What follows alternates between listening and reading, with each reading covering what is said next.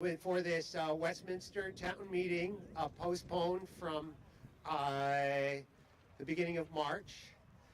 And let's give thanks for this weather. If this had been yesterday or the day before, we would not have been able to sit down or hold our papers or anything. So thank you for coming. Now, if you are a registered voter, please sit in front of me here in front of this table. If you're not a registered voter, please sit over to the left, over by the donuts.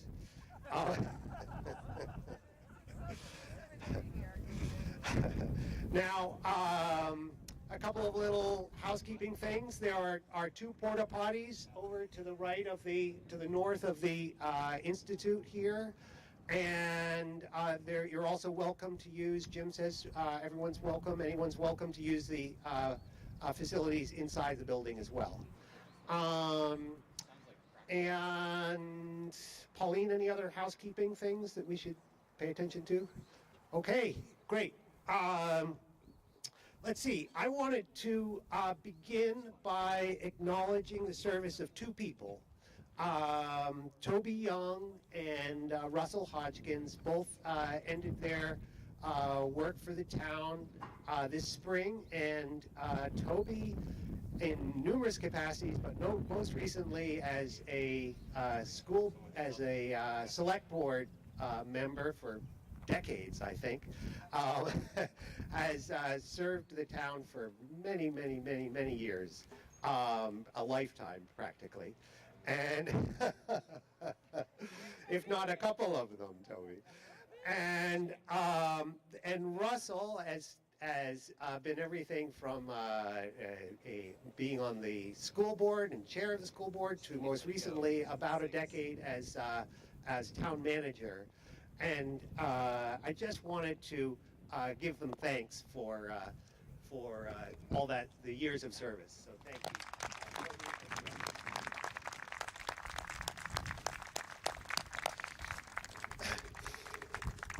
And Toby, I think you wanted to acknowledge that, and this will give me an excuse to let you know that if you have something to say, please go over to the microphone. This is all through the meeting, just in back of Fletcher there. There's a microphone. Yeah. So Toby, if you.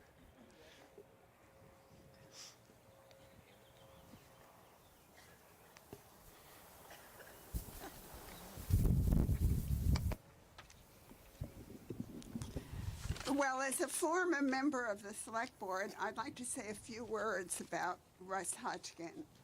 Russ truly loved his job, and while there were times that he had difficulty dealing with fellow workers, he accepted an offer to meet with a person several times. Can't hear you. Go right up to the mic, please. Okay. Russ is that better? No? Yes. Yes. Well, she's saying she can't hear. Okay.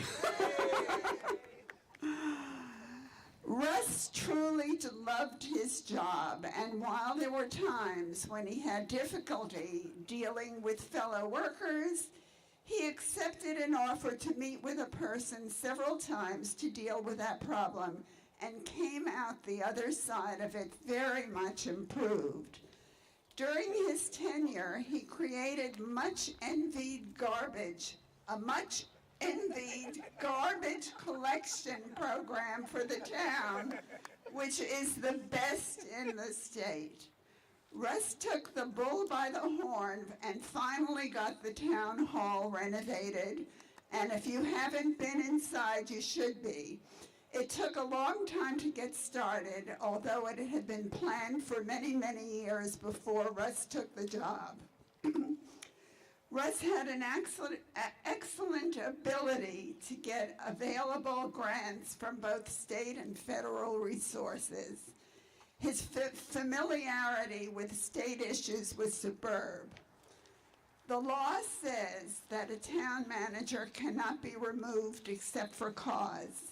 There was no cause to remove our town manager, and I'm sorry that circumstances led to his need to resign. We have lost an exceptionally devoted and competent person who loved his job and did it well. Thank you, Russ. And thank you again, Toby. Okay, now let's move on to ask if there are any of our representatives to Montpelier here. Yes, Michelle, would you like to say a few words? Sure. Great. So, hi everybody. Oh, it's loud. My name is Michelle Boslin. I've been state representative for Westminster, Putney, and Dummerston for the last 2 years. Our session is wrapping up. We'll be done probably in two to 3 weeks. We'll be done with the legislative session. And I just wanted to give you a tiny little update about some things that we've accomplished and also some changes that are pending due to some of the work that we did in the last year and a half. One of the things that will impact all of you as residents of Westminster is that we had redistricting happen. And so every 10 years we do the census and they look at the numbers in terms of population. And what they found was we had lost about 17% of our population in our area. And so the districts have been all changed around. So for the last more than 10 years, Putney, Dummerston, and Westminster have been together. But in the next cycle, for the next 10 years, Westminster will be joined with Rockingham and Brookline. That won't actually change things for most of you very much because you're still residents of Westminster. It will change things, though, in terms of who your other representative will be. Because, as you probably know, Representative Murwicki has been serving as your representative, I believe, for 14 years. And he's going to be in a single-person seat, assuming he wins re-election, which is going to be just Putney and Dummerston. So he will no longer be eligible to run in this district. Because we're joined with Rockingham and Brookline, the other representative could come from Westminster, could come from one of the other two towns. I mean, it's an open election. We don't know who will win. But the candidates will be Westminster, Rockingham, or Brookline. So that will change things a little bit. You will no longer have Representative Murwicki serving the town. But he will be serving until the next group is sworn in, which will be on January 4th. So for the rest of this year, the districting will still maintain the old boundaries. Just a couple quick updates about some things we accomplished in the last year. One of our biggest accomplishments, I think, we just passed out of the House in the last 2 weeks, was working on the pension fund. For almost all of my first year, one of the biggest things that I was hearing about was teachers and correctional officers and other state workers were concerned that their pension wasn't stable and that things were going to change so that they would no longer be secure in their positions after they retired. And it took a long time and a lot of work, but we came up with a pretty good solution. And it looks like everybody, the various parties are pretty content with the options that we've presented. The workers are happy with it. The state is putting in some money through ARPA funds. And it looks like we're going to come with a solution that's going to work. That said, it hasn't gone all the way through the Senate, and it hasn't been signed by the governor. So we don't actually know if that's going to be settled or not. There are a number of other things that we've worked on. I actually have a mid-session report that I printed out in hard copy form, which was actually from March when we would normally have our town meeting. But if you're interested to read that, I've got them with me, or I can set them on the table out there. I'm happy to talk about other things that we've done in the legislature, but I don't want to take all your time right now. So if you have specific interests, definitely look me up, ask me some questions. I'm happy to meet with people afterwards. Thank you. Thank you, Michelle. And thank you for your work you put in Montpelier. I believe at this point the select board would like to make a presentation, and I think they've asked Susan Harlow, ex-select board person, to make that presentation. Susan. Hello, I'm Harlow, former member of the Select Board, and can you hear me? Yes. So on behalf of the Select Board, I want to award the Westminster Citizen of the Year, and this year it goes to Alma Beals. Is Alma here? Was hoping. Oh, too bad, guess not. But I'll tell you why she's a Citizen of the Year. Alma is what I would call a quiet hero. She's volunteered many organizations over the years, and you probably know her as a master gardener and naturalist. And she loves the outdoors, flowers, birds in particular, and she writes a column for the Westminster Gazette called Nature Notes. She's also treasurer of the Gazette board, and she's one of the people who goes to Keene and brings back the Gazette to deliver around town. She's also a member of the Conservation Commission.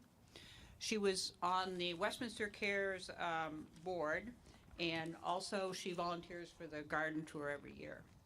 And this I had forgotten about, but she and her husband Waldo started the recycling center long before the town of Rockingham took it over. So you can thank Alma and her husband for the origins of our excellent garbage program. She doesn't confine her volunteer activities to Westminster. She now works part-time at the Rockingham Library, which is where she might be right now. She served as secretary for the Bellows Falls Rotary Club. She's a longtime member of the Ascutney Mountain Audubon Society, and she helps with the annual hot count on Putney Mountain. She coordinated the Herrick's Cove Wildlife Festival for many years, if you remember that. And she also worked for the Springfield chapter of the Osher Lifelong Learning Institute. So I think Alma really deserves this award. Thank you, Alma, wherever you are.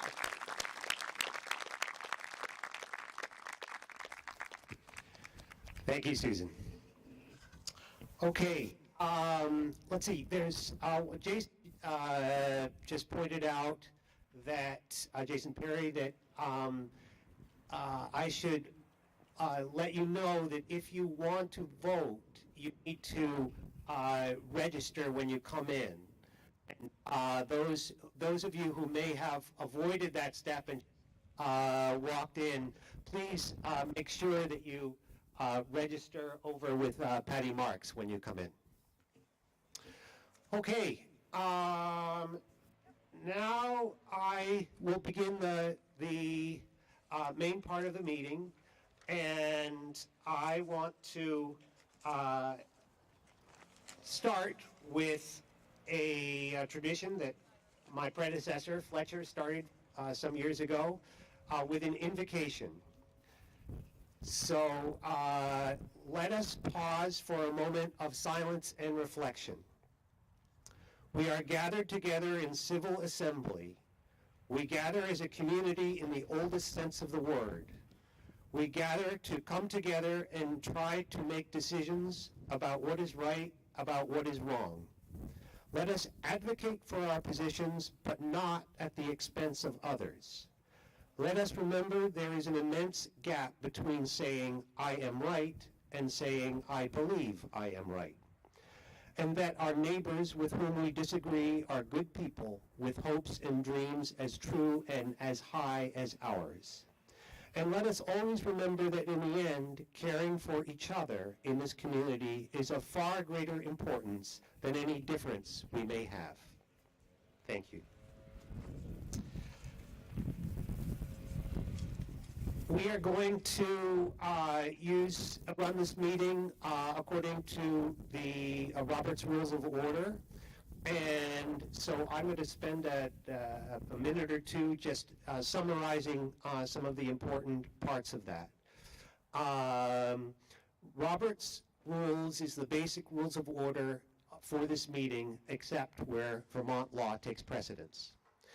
An article must be moved and seconded by the body and restated by the moderator before it is under consideration, and debate on the article may begin. Articles may have only one associated amendment at a time, and amendments may have only one amendment. After you've spoken once on a particular article, you will not be recognized a second time until all other voters who wish to speak on the issue are given the opportunity to do so. Division of the House can be requested by, has this just gone off? Sorry? Has this there it goes, okay. Division of the House can be requested by one voter before or after a voice vote. State law provides for a paper ballot vote on the request of 7 voters. Debate may be cut off by a motion to call the question, a second, and a 2/3 vote to do so. All motions, remarks, and discussion must be addressed to the moderator. If you wish to speak, please line up at the microphone in the middle there and wait to be recognized, then give your name. State law prohibits consideration of articles that have not been warned. This means you cannot take binding action under the article Other Business. Reconsideration of an article is allowed by state law until a point is reached where another article is under consideration. My role as moderator is to help you accomplish the business you intend to do. Please raise your hand and ask questions if you don't understand what is happening. At this time, I ask all those who are not registered voters in the town of Westminster to raise your hand. Unless there is a suspension of rules, you may not speak on articles. So if you're not a registered voter, please raise your hand at this point. Great, thank you. Okay, I also have asked, again, Ian Proctor to be parliamentarian in case there are some issues that need looking up or some decision as to how to proceed during the meeting. So thank you, Ian. Okay, we'll move on to the articles of the town meeting, and at this point I'm going to ask the members of the town fire district to come forward, the Prudential Committee to come forward, please.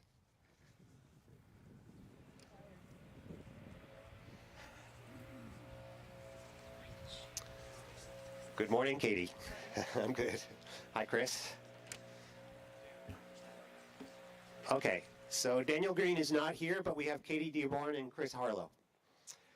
And I'll just read these, and you two can choose which one of you wants to move them, I think. Okay, so Article 2, to hear the reports of the Town Fire District Number 3 and to take action thereupon.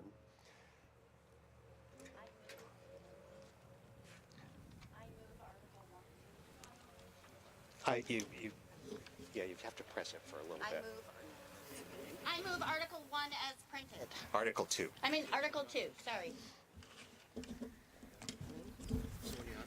Just press it to mute it and press it again to turn it. Yeah. Okay. I move, hello? Hi.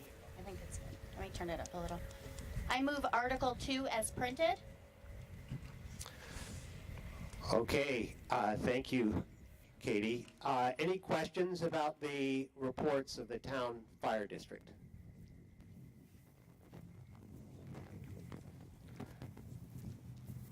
All right. Let's see. I think we needed a second, actually, to Katie's motion. So Ian, as Ian Proctor is seconded. And again, any questions about the reports that are in your town report? Okay. Then I will call for a vote to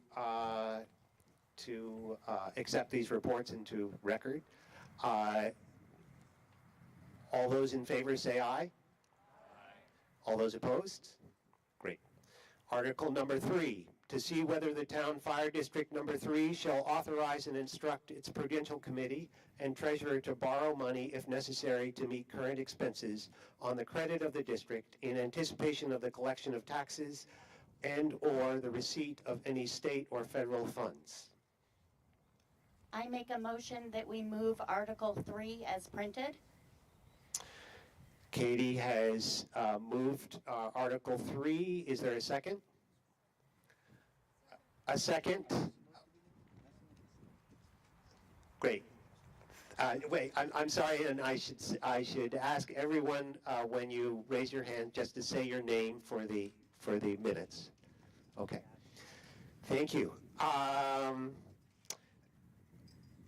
So the motion has been made and seconded to see whether the town fire district number 3 shall authorize and instruct its prudential committee and treasurer to borrow money if necessary to meet current expenses on the credit of the district in anticipation of the collection of taxes and or the receipt of any state or federal funds. Any discussion? All those in favor say aye. All those opposed? Great. Article 3 passes. Article 4, to see whether the town fire district number 3 shall authorize and instruct its prudential committee and treasurer to borrow money if necessary to meet current expenses on the credit of the district in anticipation of the collection of taxes and or the receipt of any state or federal funds. What is your pleasure? I move Article 4 as written. Article 4, Chris Harlow has moved Article 4. Is there a second? Second by Patty Whalen. Thank you, Patty. Any discussion? Yes. Is my imagination that Article 4, Article 3,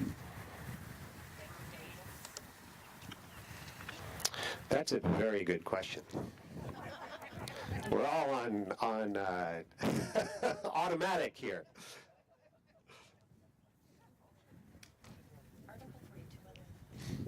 Is that true? It appears to be true. We could be here all day doing this. Do you want to withdraw your motion, or do you want to just make it over again? I will withdraw the motion. Okay, motion has been withdrawn due to the fact that it has already been passed.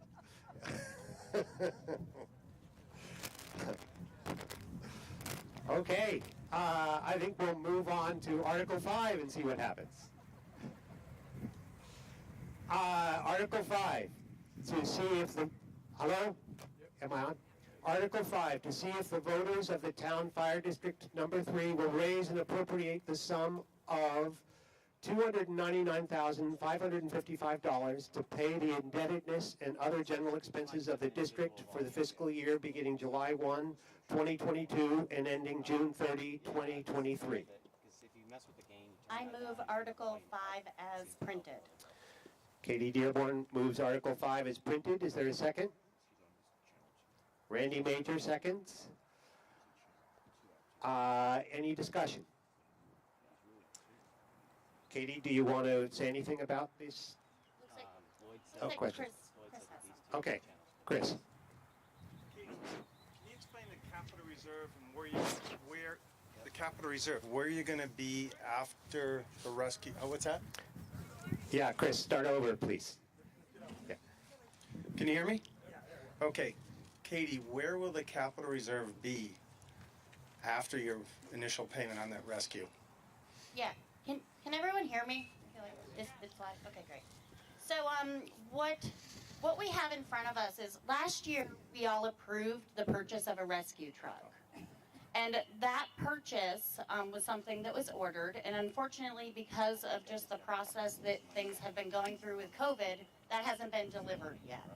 So we have not spent the $100,000 that you all authorized us to last year at town meeting. That money's still sitting in our capital reserve. Our intention is to take $100,000 and to purchase the rescue truck and also to get a loan for $150,000. And so you can see in the budget for this next year, we need some money to be able to make that loan payment. When I've analyzed the numbers and I've looked at it, based on the budget that we're providing you this year, we are looking to put $73,000 into our capital reserve. Right now we have $150,000. 100 out of that 150,000 is going to go to our rescue truck as soon as it's delivered to us. Cole's been working diligently with them. It's just a process of kind of waiting for it to come together. If this budget passes and we're able to put the $73,150 into our capital reserve, of which $23,150 of that $73,150 is actually not coming from taxation from all of you, but we discovered that there is a way for us to be given funds from the state, which ultimately comes from the federal government, which is hold harmless and pilot money. Hold harmless and pilot money is basically money in lieu of taxes for Vermont state-owned properties such as our state police barracks. We don't get any money from them from taxes, but there's a program that the state says, hey, since you're not getting any money from us, we're gonna give you money out of this program that we get from the feds. So the problem with that is that it's like any other grant program, it could go away in the blink of an eye.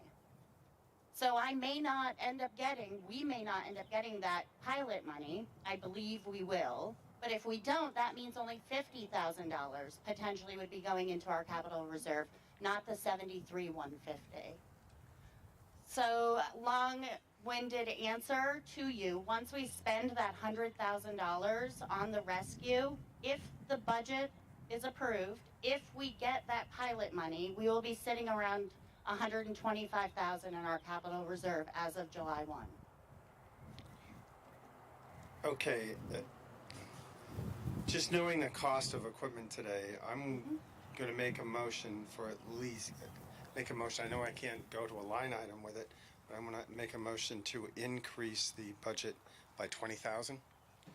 So if you, Go ahead. yeah, as just, Hold on a second, Katie. So Chris has made a motion to increase this, is making an amendment, I should say, to this motion, to increase the figure 20,000, so it would be up to $319,550.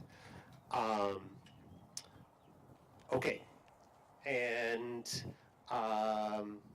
is there a second to that? Yes. What is your name back there? June. Hi, June Streeter. Seconded by June Streeter. Any discussion?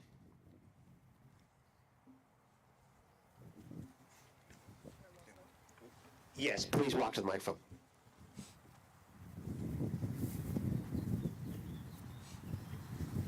Hi, this is Kathy Kingston. I just want to know what you want the additional $20,000 for. Thanks. I know I can't increase a line item, but I can? It's only the school budget, you can. Well, if I can, I want that money earmarked to the capital reserve fund for future equipment costs. I think everybody knows prices are going out of this world. We do have, what I see and what I remember is some good equipment, but a lot of it's aged. So let's be realistic here. If we don't do this, and Cole has an issue with one of his pieces, we'll be looking at a loan.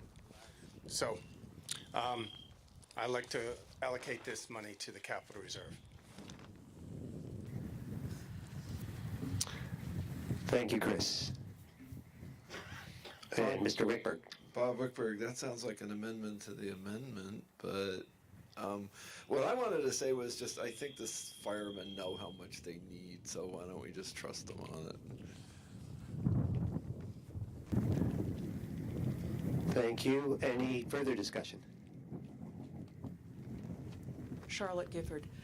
Could I query the Prudential Committee? Is the hold harmless money assured for this coming year, or is it a question? it's always a question. I mean, the town's in the same situation. I don't know if everyone realizes, but we always have gotten hold harmless and pilot money. I don't believe that the town budgets necessarily for it. I haven't dug in. I've been so focused on the financials for the fire department, but it is not a guarantee. And so I made sure that our budget that we were asking for, which is, you know, the full figure, but really the $299,550 was enough to float our bills. That extra that's coming from hold harmless and pilot was going to go into capital reserve to help us build for exactly what Chris Hackett is talking about. I mean, we have an engine purchase that's going to happen. you know, in today's world, 750,000 maybe, but 5 years out, 7 years out, we could be looking at 900,000. So we need to be mindful of making sure that we're putting money into that capital reserve. And so the thought process was that hold harmless and pilot money would help us build that account a little quicker. I understand, but I don't think that intent was clear. If we've received it in the past and not included it in the budget, Okay. but this time Yeah. what I hear you saying is that we're being prudent and saying we probably will get this. We're not going to spend it now because we don't know we're going to get it, but when and if we get it, we'll put it into the reserves. Is that correct? So I guess what I want to clarify is we have never received the hold harmless and pilot money until this fiscal year. And we didn't know when we approved the budget for this fiscal year that we're in that we were going to be able to get the hold harmless and pilot money. I worked diligently with the state. I had to work with the town's attorneys. I had to work with the select board. The long and the short of it is the town has been getting the fire district's hold harmless and pilot money, and it's been going into their general budget. The way that the program works is derived from what your tax rate is. When we send our grand list to the state of Vermont, we give them the tax rate for not just the town, but also the district.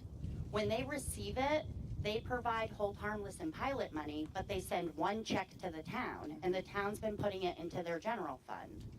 That isn't a real problem because we're all taxpayers. We're all paying the taxes in order to make these budgets work. What we wanted to show was that we have our own tax rate, and so that we should be showing that we're getting that hold harmless and pilot money. And that's important for lots of reasons. Number one, it's transparency. Number two, if we apply for any kind of grant, it's really helpful to show that it's not just taxpayer money coming in, but there's another arm of funding that's coming in from a source such as the hold harmless and the pilot. So this is the very first fiscal year that you will see financials that show that we've received the hold harmless and pilot money. But what I want everyone to know is that wasn't extra money to us. We reduced our tax payment from the town by the amount of the hold harmless and the pilot money. We didn't get extra money out of it, and we didn't want to short the town and create a shortage with their budget and having to kick that over to us in addition to the regular tax payment. So again, I just want to stress, I Yeah. hear you saying that you're trying to get that into reserves for future reference. That, I believe, was the intent of the motion, and that's why I am inclined to not support the amendment, because it would be doubling it, and if we did need 20,000 something extra in the budget, that should have been part of the budgeting process, not an amendment from the floor, in my view. Thank you very much. Thank you, Charlotte. Any other questions? If you'd like to, sure. So I guess what I do want to point out is I think there is a very large expense that's going to come at the fire department probably 7 years out. It might be 5 years out. That's the engine. An engine's going to cost $900,000. I think the taxpayer that's looking to increase our capital reserve by $20,000 is trying to lessen the blow to the taxpayers at any given point between now and then. We are going to have to fund a engine. There's no question. How we're going to do that is by trying to get this capital reserve, up as high as we can. We have a tendency to be very conservative on the Prudential Committee. The numbers always have been. The fire department does a fantastic job. I'll be honest with you, I'm in favor of increasing that capital reserve, but I also want to have some participation from taxpayers, which is what the taxpayer, Chris Hackett, that came. So I appreciate it. I personally would support an increase of our capital reserve by the 20,000 for a total budget of the 319,550. If that helps any taxpayers in making their decision. Thank you, Katie. Any more discussion on this amendment? Okay, so there is no more discussion. We will vote on whether or not to increase this figure. We will vote on the amendment, which is to increase the figure from $299,550 to $319,550. All those in favor say aye. All those opposed, nay. By my ears, the ayes have it. So unless there is disagreement, the amendment carries. And that means that we will be voting. Article 5 now reads, to see if the voters of the town fire district number 3 will raise and appropriate the sum of $319,550 to pay the indebtedness and other general expenses of the district for the fiscal year beginning July 1, 2022 and ending June 30, 2023. Is there any further discussion on this motion? Seeing none, all those in favor say aye. All those opposed say nay. And the motion carries. Thank you. Article 6. I move Article 6 as written. Well, I should read, actually. I'll read Article 6 because that will clarify things. Article 6, to transact any other business proper to be bought before the Town Fire District number 3 meeting. Is there any other business? Now I will move Article 6 as warned. I think this is not an article we will be voting on, but only it gives us an opportunity. If anyone has a further motion or a question for the Prudential Committee, now's the time. Yes. John Ewald, Westminster West. Can you explain, I guess there's a new generator that you're getting, and just let the taxpayers know about it, and maybe how you got the funds for it? Thank you. Perfect. I was actually going to bring that up, so I appreciate it. So I may have Cole speak a little bit to this, but I think everyone's aware that there's some ARPA money that has been available to the town of Westminster. There's a great committee that's been working on trying to how to distribute it and get ideas, and so Cole worked directly with that committee in order to secure some funds so that we could purchase a generator. Cole, do you want to talk a little about it? So our generator that we were using at the firehouse was one that came through emergency management. We fought with that for the last year and a half. It's been out of service, in service. It's now out of service again. Being an older unit, we can't get parts. We throw in parts at it and we're done doing that. So we went after the ARPA committee to replace that generator. The generator is at the firehouse. It's not installed yet. Presently, we have a smaller unit that we're using temporarily, but we did get that generator. It is at the firehouse and just needs to be hooked up. That do it? Thank you, Cole. Any other business? Okay, Patty. Oh, I'm sorry. Mary. Yeah. Mary Sabatskoy. It's Mary Shabatskoy. I just had a question about the famous Article 4, and I'd like to make sure that that didn't get actually, that there's not a missing article. In other words, that 3 wasn't duplicated in place of an Article 4 that should have been there, and I'd just like to point out maybe somebody should check. Good question. I think these are the people we should check with, the Prudential Committee. Yeah, so unfortunately, I think when the information just went over to the town office, it was a duplicated article. We didn't have any other business other than to get our budget approved. There was no special articles that were coming before you. Thank you, though. I appreciate it. Okay, and then Patty. Thank you. I just wanted to talk a little bit about Katie's comment about process, because it's something I really care quite a bit about. I think when she talked about the amendment needing to come before us for the voters to vote on that and be part of the process, I want to go back to actually why we're here and what is the work of the Prudential Committee, which is very much coming up with a budget that meets your needs.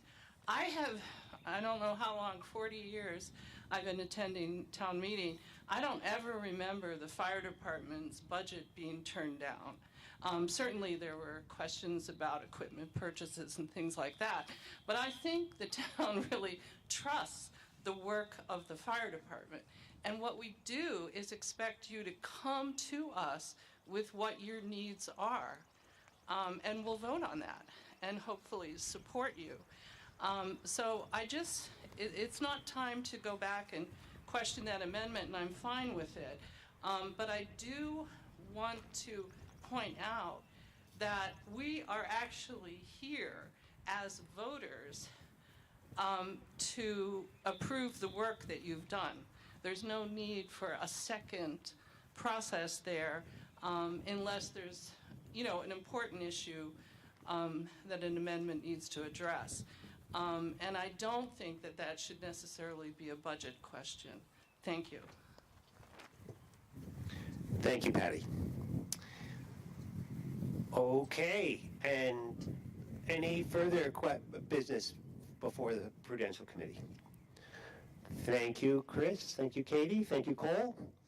And I'll, at this point, ask the Select Board members to come forward.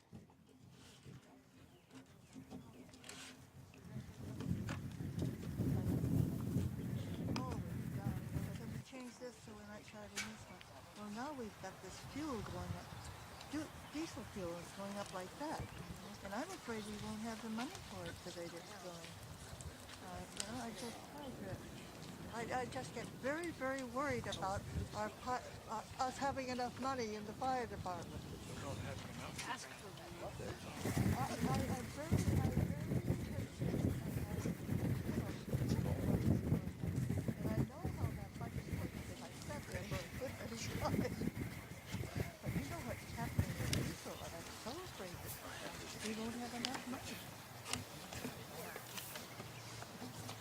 I was hoping you would speak. Okay, welcome Select Board. We have Craig Allen, Katrina Hamilton, Kevin Hughes, and Jason Perry here. And we'll begin with Article 7, to hear the reports of the town officers and take action thereupon on April 30, 2022. This is not a article that we'll be voting on, but it gives the Select Board or anybody else an opportunity to inquire about the substance of the reports. Select Board members, do you have anything to offer here? No. Okay. Looks like Bob Wickberg is... There has been business of which we are all aware that would render some of the information that's on page 5 of the report obsolete. So I was wondering if you would comment on if there's any progress being made toward... Sorry, is there any progress being made toward getting a 5th selectman, and what's the situation with the town treasurer? Okay, so the Select Board has been queried about finding a new Select Board member and what the status is of that, and also what the status is of the town treasurer, having resigned earlier this season. Okay, Jason, do you have, as Select Board Chair, do you have anything to say in this?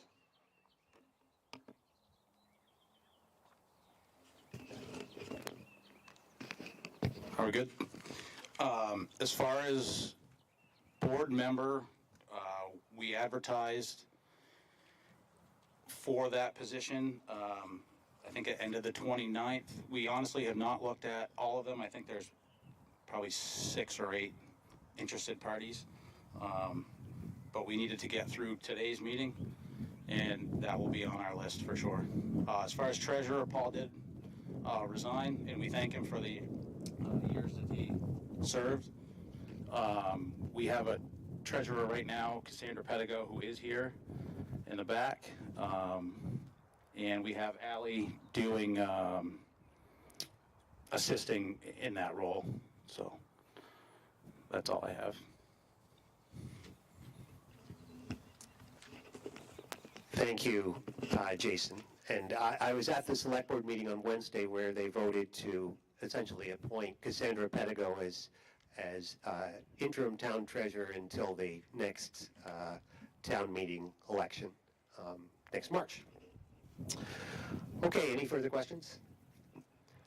Let's move on to Article 8, and Kevin, let me read that. Article 8 reads, shall the voters of the town of Westminster authorize total general fund expenditures for operating expenses of $2,500,665, of which $1,913,785 shall be raised by taxes, and $586,880 by estimated revenue for the fiscal year beginning July 1, 2022, and ending June 30, 2023. What is your pleasure, Kevin? I move the article as written. Is there a second?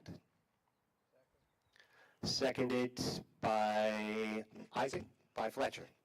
Fletcher. The article has been made second, and it reads, shall the voters of the town of Westminster authorize total general fund expenditures for operating expenses of $2,500,665, of which $1,913,785 shall be raised by taxes, and $586,880 by estimated revenue for the fiscal year beginning July 1, 2022, and ending June 30, 2023. Any discussion? Yes. In back, please go to the microphone and state your name. Hello, I'm Cassandra Pedigo, your new treasurer. My question is about the amount being raised by taxes. We haven't actually ever received that much in delinquent taxes, so I'm wondering why we're estimating that we might receive more this year than we did the last 2 years.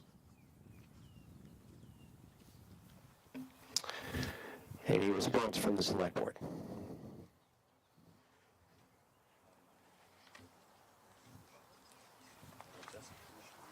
I'm not sure. Uh,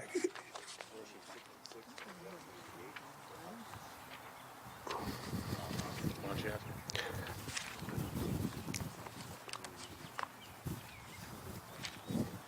Estimated revenue gotta go. doesn't just include delinquent taxes. It includes. So I'm looking back here.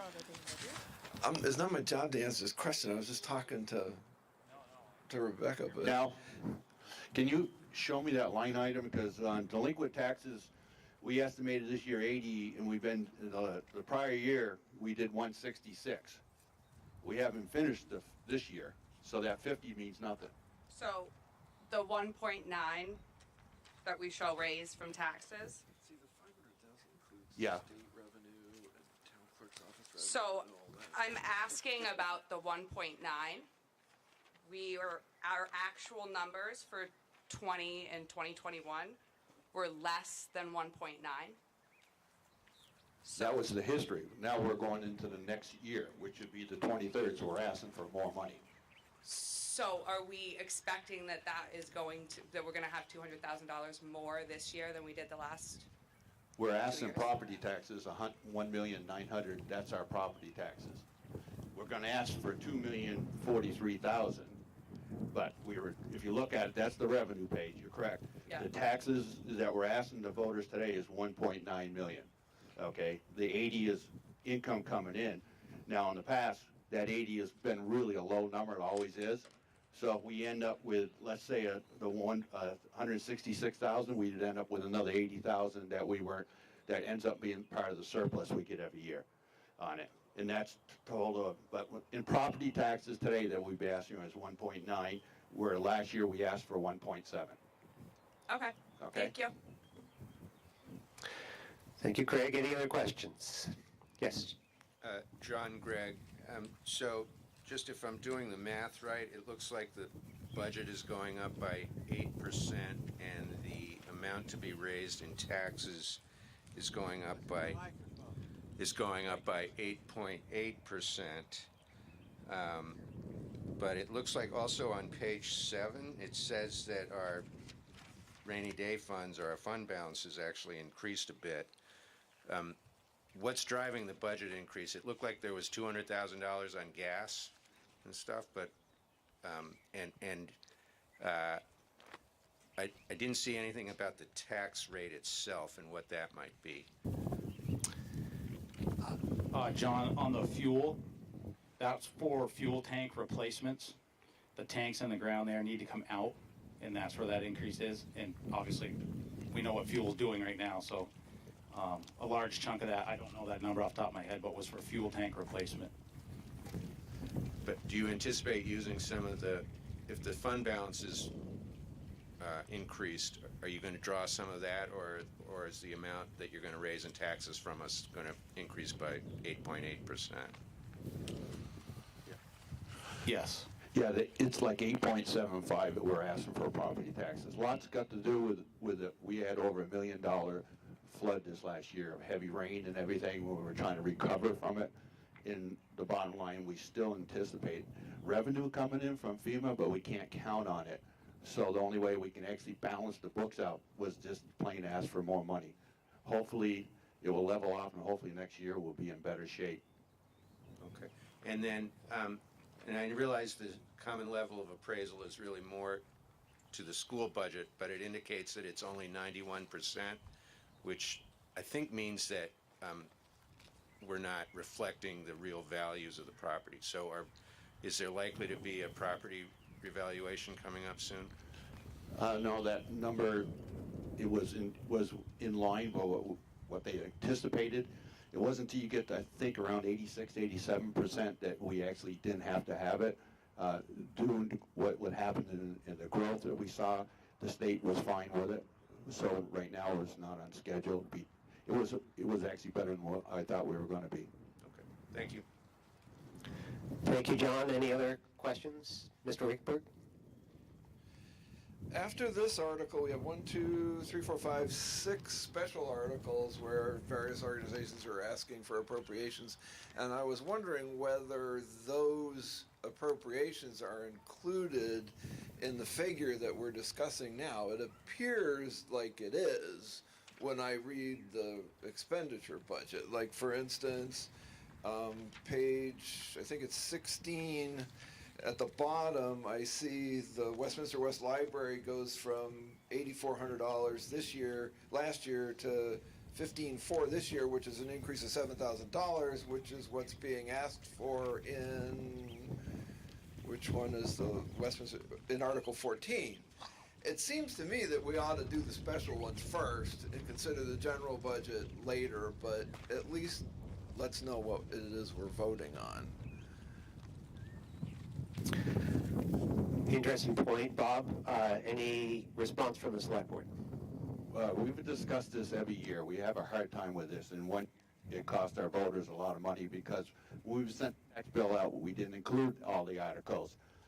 But maybe Fletcher could talk a little more on it, but it seems like we have to do this one first, and then we add articles, and then at the end, we seem to have to go in and adjust that rate and tell everybody what it is. We tried to come as close as we can, but we discussed it this year, but we still stayed with the same system. Fletcher, do you have anything to add to this? Well, the history was that we were trying to have the first article just get the base operation taken care of, and then that all the specials would get tacked on. But Bob's got a pretty good point. That $7,000 for the library sort of jumps off the page.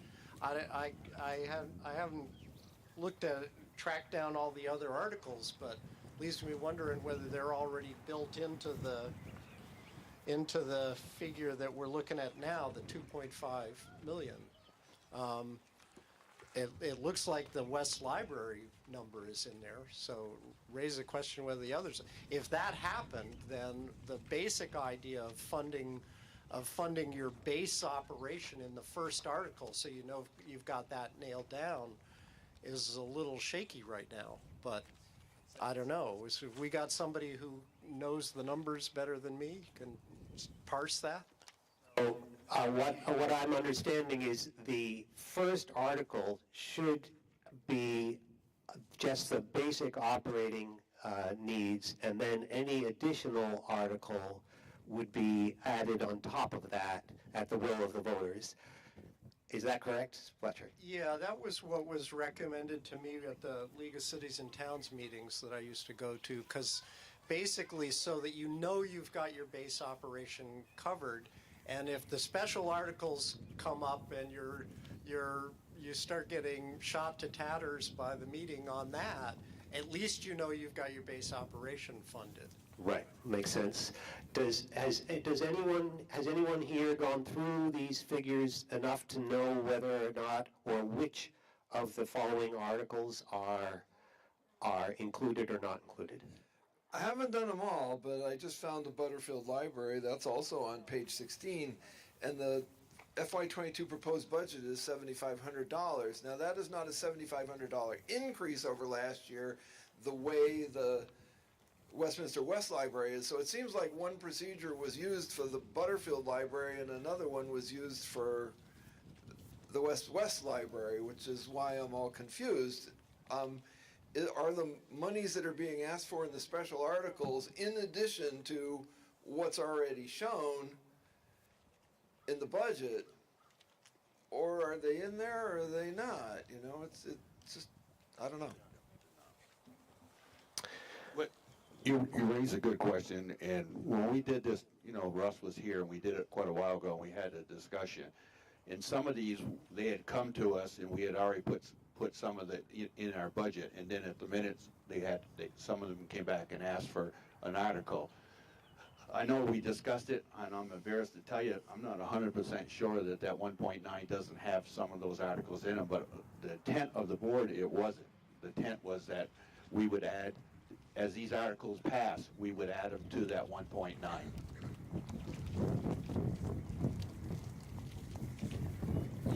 Yes, Charlotte Gifford. Gifford, point of order. If that is correct, and there is an error in the Westminster West Library Fund, and we pass Article 14, is it the case that that would add $14,000? Well, on that answer, I'd like to make a motion.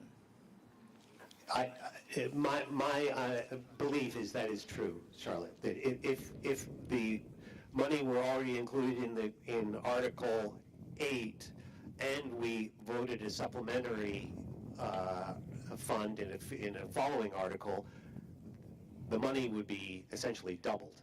So there are, I believe, 5 special articles, if I've counted correctly. I'm not sure if this motion is in order, but I'm going to try. I move that the Board of Selectmen now, on the spot, find those 5 items and determine whether the special article monies are in there or not, because my motion would be to strip them from the budget, from the main motion, to follow the best practice that Fletcher has outlined. But I don't think it falls to the taxpayers one by one for us to find them, but rather the people who are most familiar with the budget to find it. So that's my motion. Okay, and I'm going to have a discussion with my parliamentarian here about, we've got a... Let me try to simplify it then. Yes. I move that we strip from the budget any duplicative sums from the additional special warranted items from this current article. Okay, so you have an amendment to the main motion. Correct. Which would remove any of the monies that appear in the following special articles. And if there's a second, I will speak to it. Is there a second to Charlotte's? Yes, Adrian Major is seconded. I would ask that you support this motion because I believe it follows both the intent of the Select Board and best practice. I will add only a commentary. I wish Russ were here to sort this out. Okay, thank you, Charlotte. Any discussion on the amendment? Mr. Major. Stephen Major. Just noting that as we start counting these up, Sevens is not in the current budget. So we can just look for those items in our proposed expenditure budget. We've already got 3 or 4 of them down. We got the Butterfield Library, the Westminster West Library, and Sevens that we know. The Westminster West Library was included, Butterfield Library was not included, Sevens was not included. we don't have that much more to do, so we can probably do what Charlotte says. Okay, thank you, Mr. Major. Ms. Proctor. I think actually the Butterfield Library, although it appears in the regular budget, that the article is duplicative because I think it's because they changed the amount of their funding. If you look at and if you change the amount of your funding, you have to re-petition and get a special article. So I think Butterfield also has both been built into the budget and had a special article. The only reason it's a separate number from last year. That's right. Zero. Butterfield Library, zero. No, it was $5,900. Okay. If it's in for zero, then I think we're good. Last year. Okay. Yeah. I think we're good on Butterfield. I'm gonna say, I can't find any that we duplicated, to be honest with you, on it. You know what? I gotta apologize because what I was looking at was the fiscal 22 budget where it is in it, but in fact it is not in the fiscal 23 budget. So I think I just stirred a hornet's nest accidentally, but I don't think that's right. I honestly think you were doing the right thing, and if you just said that right from the beginning, we might have avoided all this. I think we should just do away with. It was nice to hear an apology from Bob. Okay, Yeah. well, thank you, Bob. Keeps us on our toes. We'll make sure those are in the minutes too, Bob, okay? Nevertheless, we have an amendment on to the motion on the floor. Any further discussion on the amendment, which is to ask the select board to go through and see whether there's any of these duplicated funds in the main motion? Well, technically, the motion was to strip them, not to have them look for them. But as the maker of the motion, I decline to withdraw it until the select board points us one by one to where these are. I'd like for the body to see this, please. If you could give us page numbers, et cetera, that would really be helpful. Bob referred to it. I couldn't catch it because I can't hear. And I'll implore the body, please, 1 inch in front of the mic. That's what you have to do. Thank you.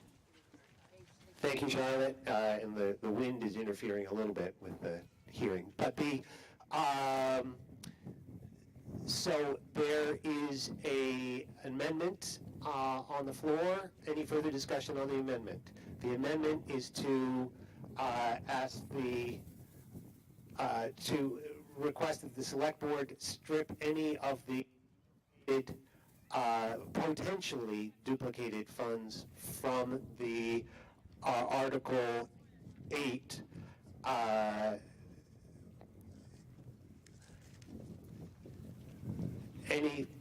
Mary, any further discussion? All those in favor of the amendment say aye. All those opposed? The nays appear to have it. So I declare that the amendment has failed, and we'll go on to Article 8, which reads, shall the voters of the town of Westminster authorize total general fund expenditures for operating expenses of $2,500,665, of which $1,913,785 shall be raised by taxes, and $586,880 by estimated revenue for the fiscal year beginning July 1, 2022 and ending June 30, 2023. What is your pleasure? Any further questions? Seeing none, all those in favor say aye. Aye. All those opposed say nay. The ayes have it, and the motion carries. Moving on to Article 9. Shall the voters of the town of Westminster raise and appropriate the sum of $15,000 for the Bridge Rehabilitation Reserve Fund established by Article 17 at the annual meeting of March 2, 2010? What is your pleasure, Select Board? Jason.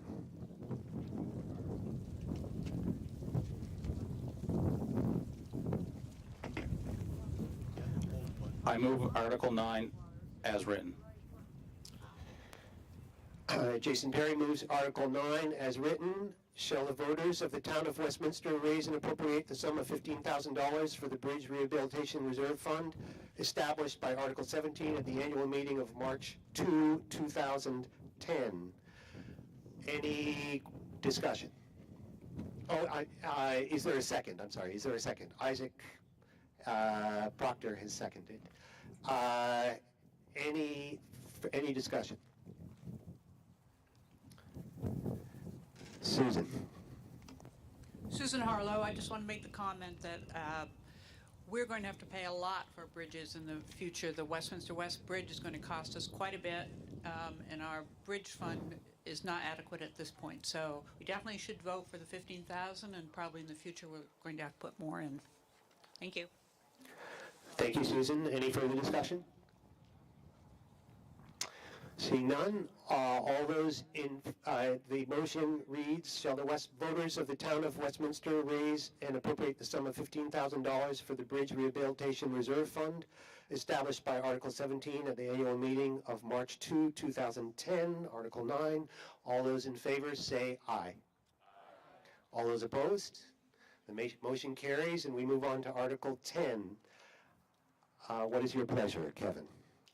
I'll just read it. Shall the voters of the town of Westminster authorize the sum of $350,000 to be applied from the fiscal year 2021 to 2022 general fund surplus to pay the indebtedness of the July 29, 2021 storm event? Kevin. I move the article as written. Kevin moves the article as written. Is there a second? Yes. Kathy Kingston. Seconded by Kathy Kingston. All the motion has been made and seconded.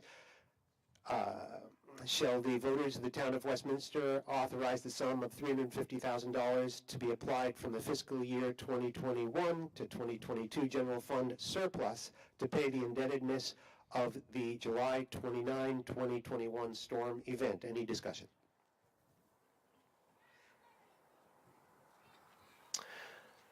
Mr. Major. So sometimes with a general fund surplus goes to reduce the taxes.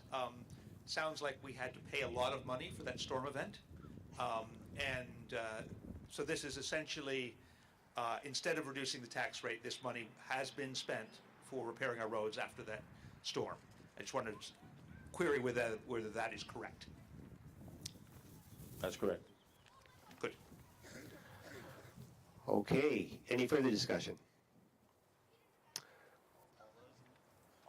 The motion reads, shall the voters of the town of Westminster authorize a sum of $350,000 to be applied from the fiscal year 2021-2022 general fund surplus to pay the indebtedness of the July 29, 2021 storm event?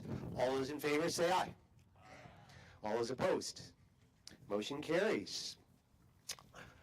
We move on to Article 11. Shall the voters of the town of Westminster raise and appropriate the sum of $7,500 to support the cost of operation and maintenance of the Westminster Institute and Butterfield Library? What is your pleasure, Katrina? I move the article as written. Katrina moves the article as written. Again, shall the voters of the town of Westminster raise and appropriate the sum of $7,500 to support the cost of operation and maintenance of the Westminster Institute and Butterfield Library? Any discussion? And first, perhaps I'll ask Jim Matteau to come forward to explain. Jesse, would you mind just pausing a second and allow Jim to...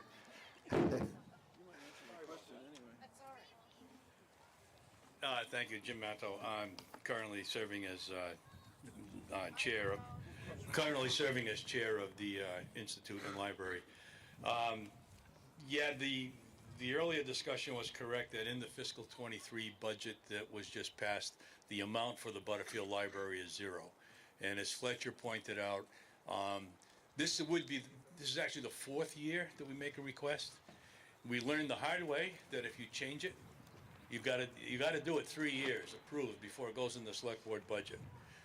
Changing it after year one is something I remain sorry for today.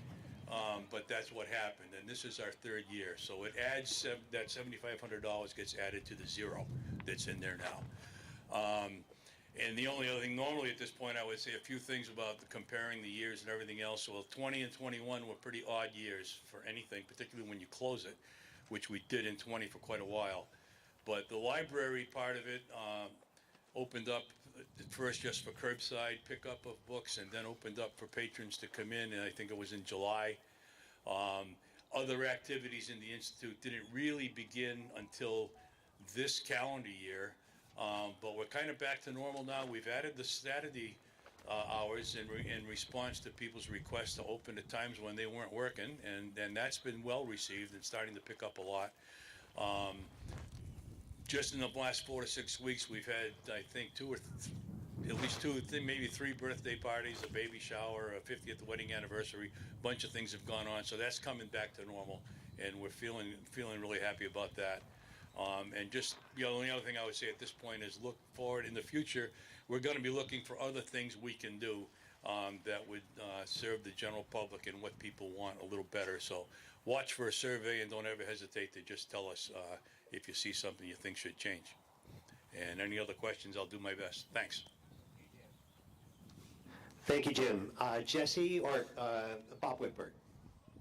Jessie seems to have walked off. I'd be happy to defer to her, but I had 2 questions. One, does the Westminster Institute publish an annual financial report so that the voters of the town of Westminster could have an idea what your total budget is and what percentage this is of that, et cetera, et cetera? That's the first question.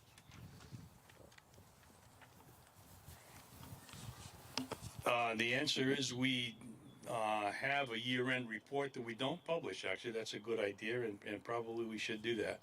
I can tell you right now that our budget which will be passed in May by our board, but for the year, our fiscal year begins on June 1st. I'm not sure why, but it does. And the total budget for that year is $95,182, of which $28,505 is direct library expenses.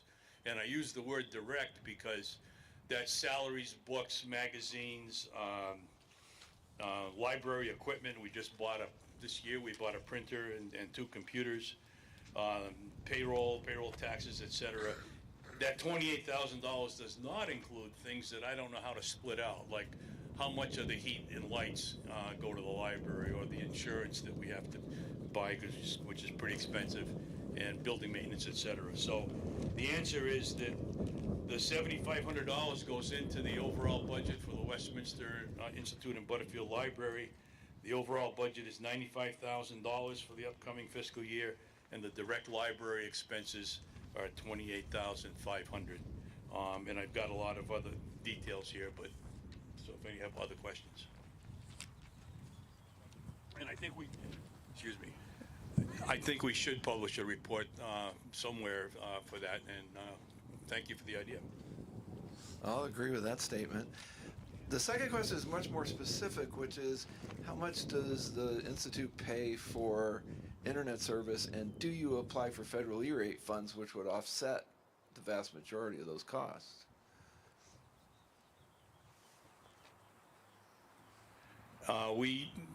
Until the COVID pandemic and a need for using Zoom for a lot of meetings, we had a free line that Comcast put in when they came into town, which was good for email and not much more. And we upgraded that to a higher level service that will support Zoom and other internet use, and added the outside here. If you want to get on the internet, you use something called the Westminster Hotspot, which is that box next to the door, and that covers the whole ball field.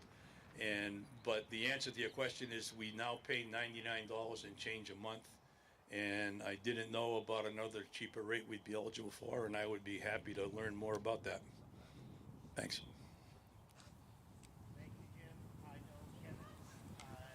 Hughes would like to make a comment.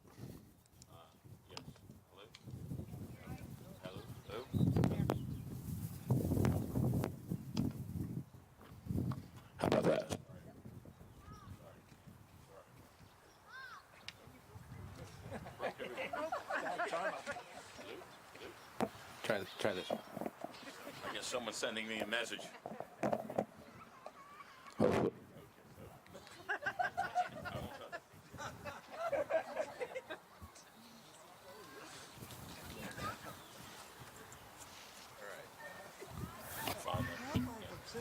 about now? Hey, Kevin, mine works.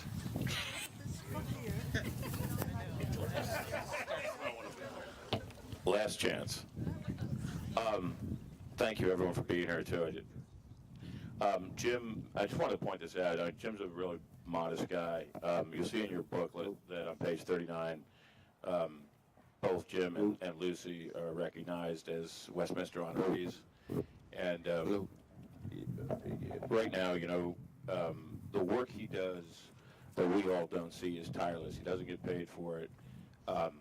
Since I've been involved with the Institute, he's assisted by Dave Murray and Jim Grout also tirelessly, and newer members. Teen Reed's been unbelievable, and we're very lucky to have Sue Harlow, who we dragged in also. Jim does such an amount of work to keep the building as looking as beautiful as it does. He does it without pay. His leadership and his experience is tremendous, and he doesn't like us talking like this about him, but you know, the money that's being asked for is coming not for just the improvements that the building has needed over the years, but all for the evolution to keep it as a major part of our town. I mean, we're sitting here in this beautiful venue because of the dedication of these people. I just wanted to let you guys know that money is very important, and it wouldn't be being added if it wasn't important and critical to the long-term strategic planning of the Institute, which Jim and the big people I've mentioned are spearheading, and they are working very hard to find additional sources, and they have. Some of them like to remain anonymous, but they work tirelessly to get additional donations. So just as a member of the board, and having had the privilege of serving all of you for the last 4 years, you know, just wanted to let you guys know that Jim, there's not a day that he's not down there. So thank you.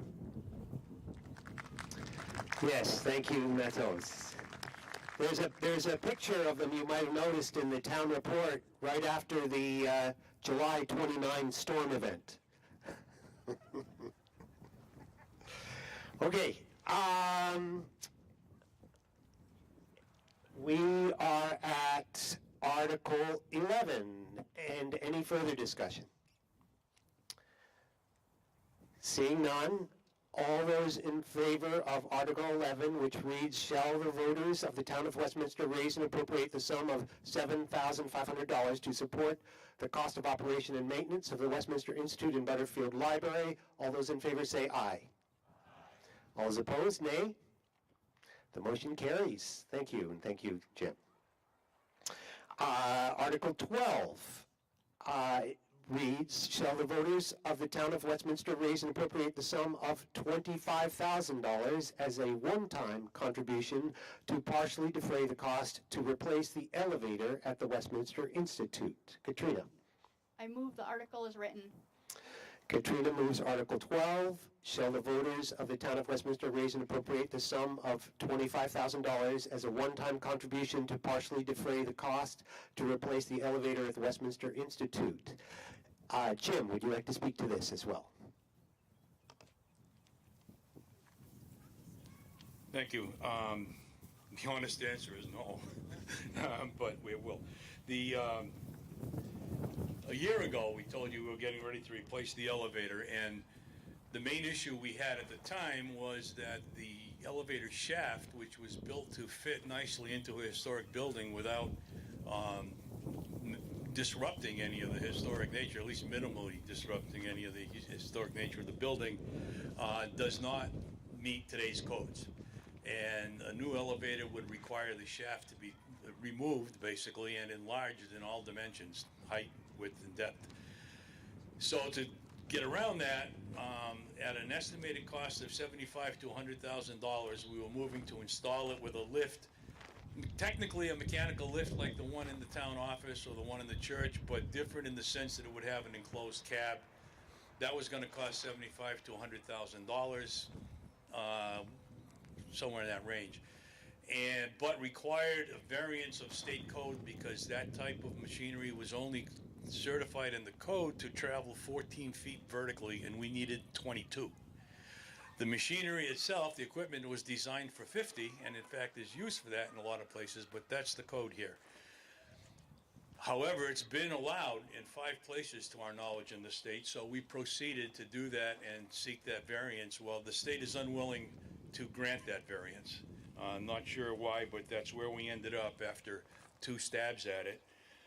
And so we dropped that, and in the process learned about a new possibility, a new alternative that I at least was unaware of. None of us knew about this.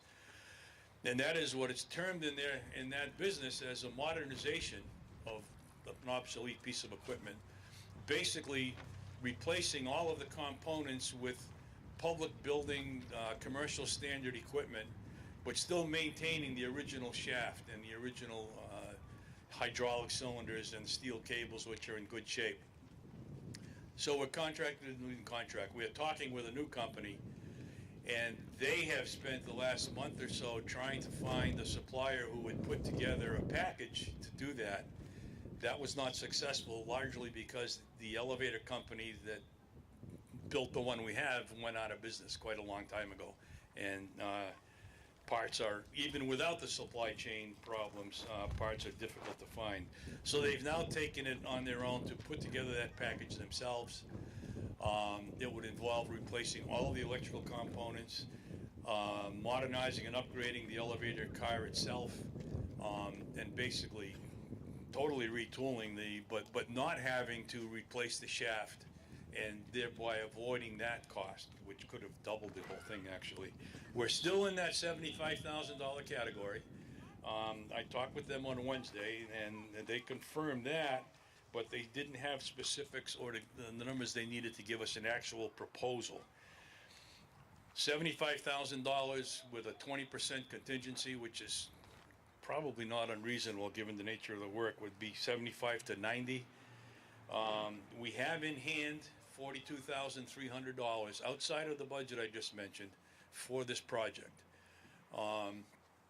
We originally had 10,000 more than that, which has been spent on architectural services and consultations from construction and electrical engineers, and some permit efforts.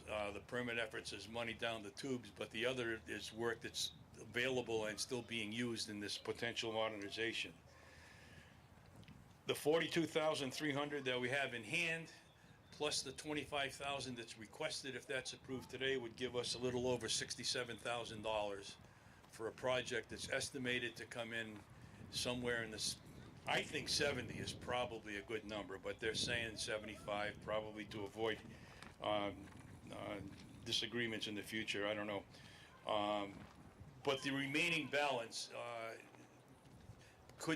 we could finance that if we had to. We'd have a hard time financing the bigger numbers.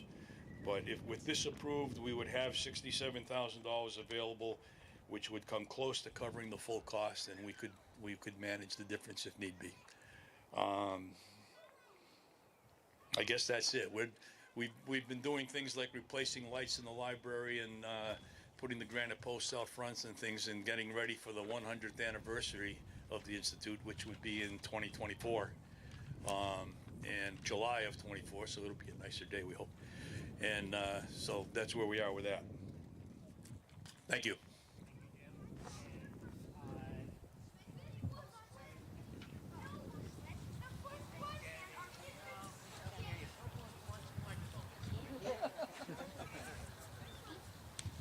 One word. Yeah. I was delinquent in not asking for a second for that motion. So is there a second?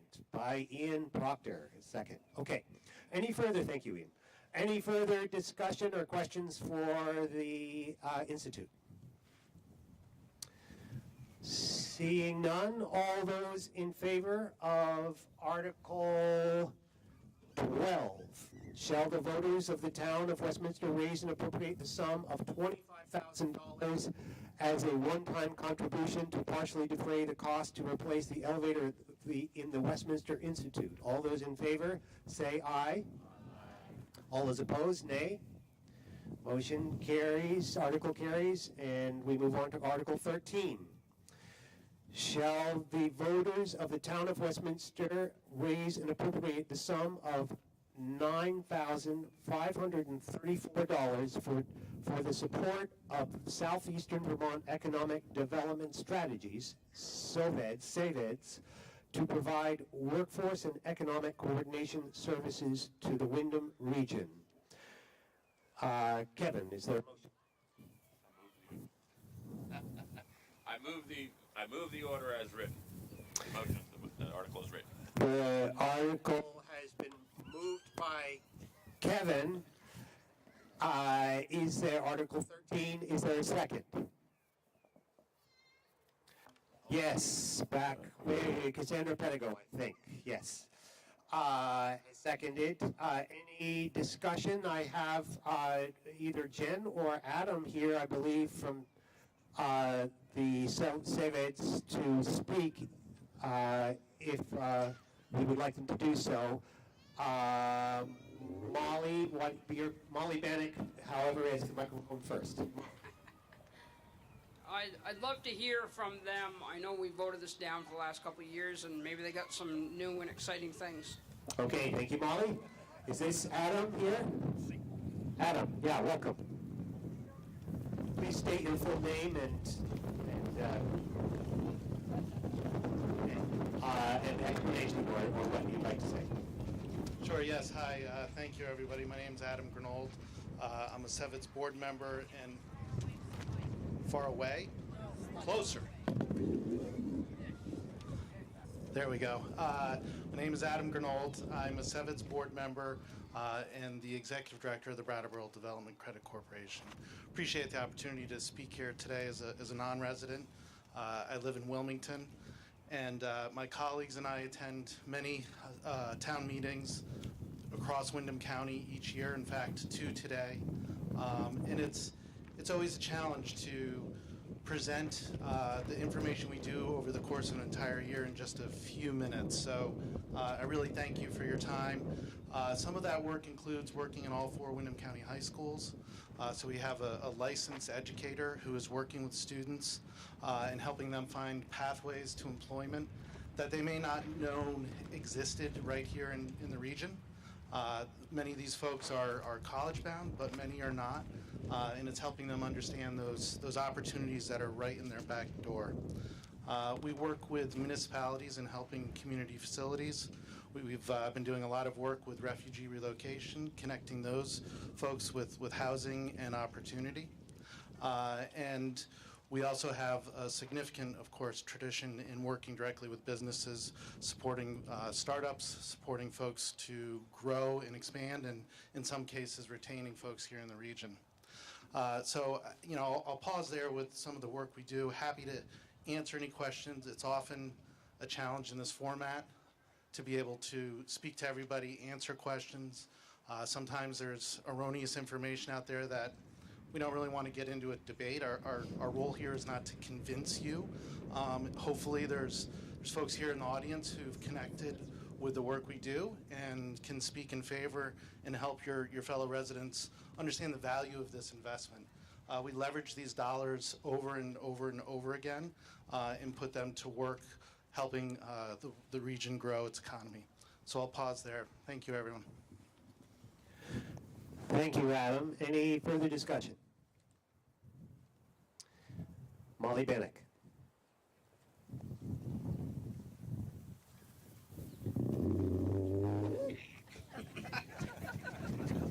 Thank you, Molly. Any further discussion? I think I'm almost done.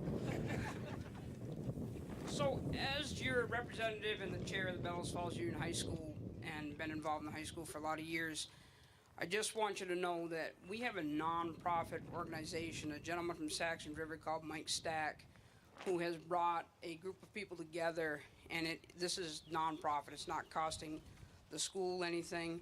and they are working very hard to get our local kids involved in the trades, and I don't mean trades as far as contracting, electrical, plumbing.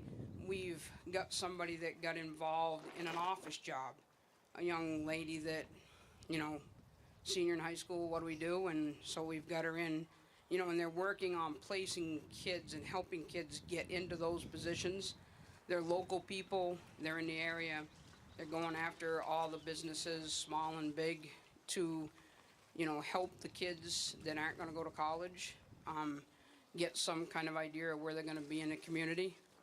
And just, I hate it when people repeat themselves. I'm going to tell you that it's costing us nothing. Thank you. Thank you, Molly. Any further discussion? Yes.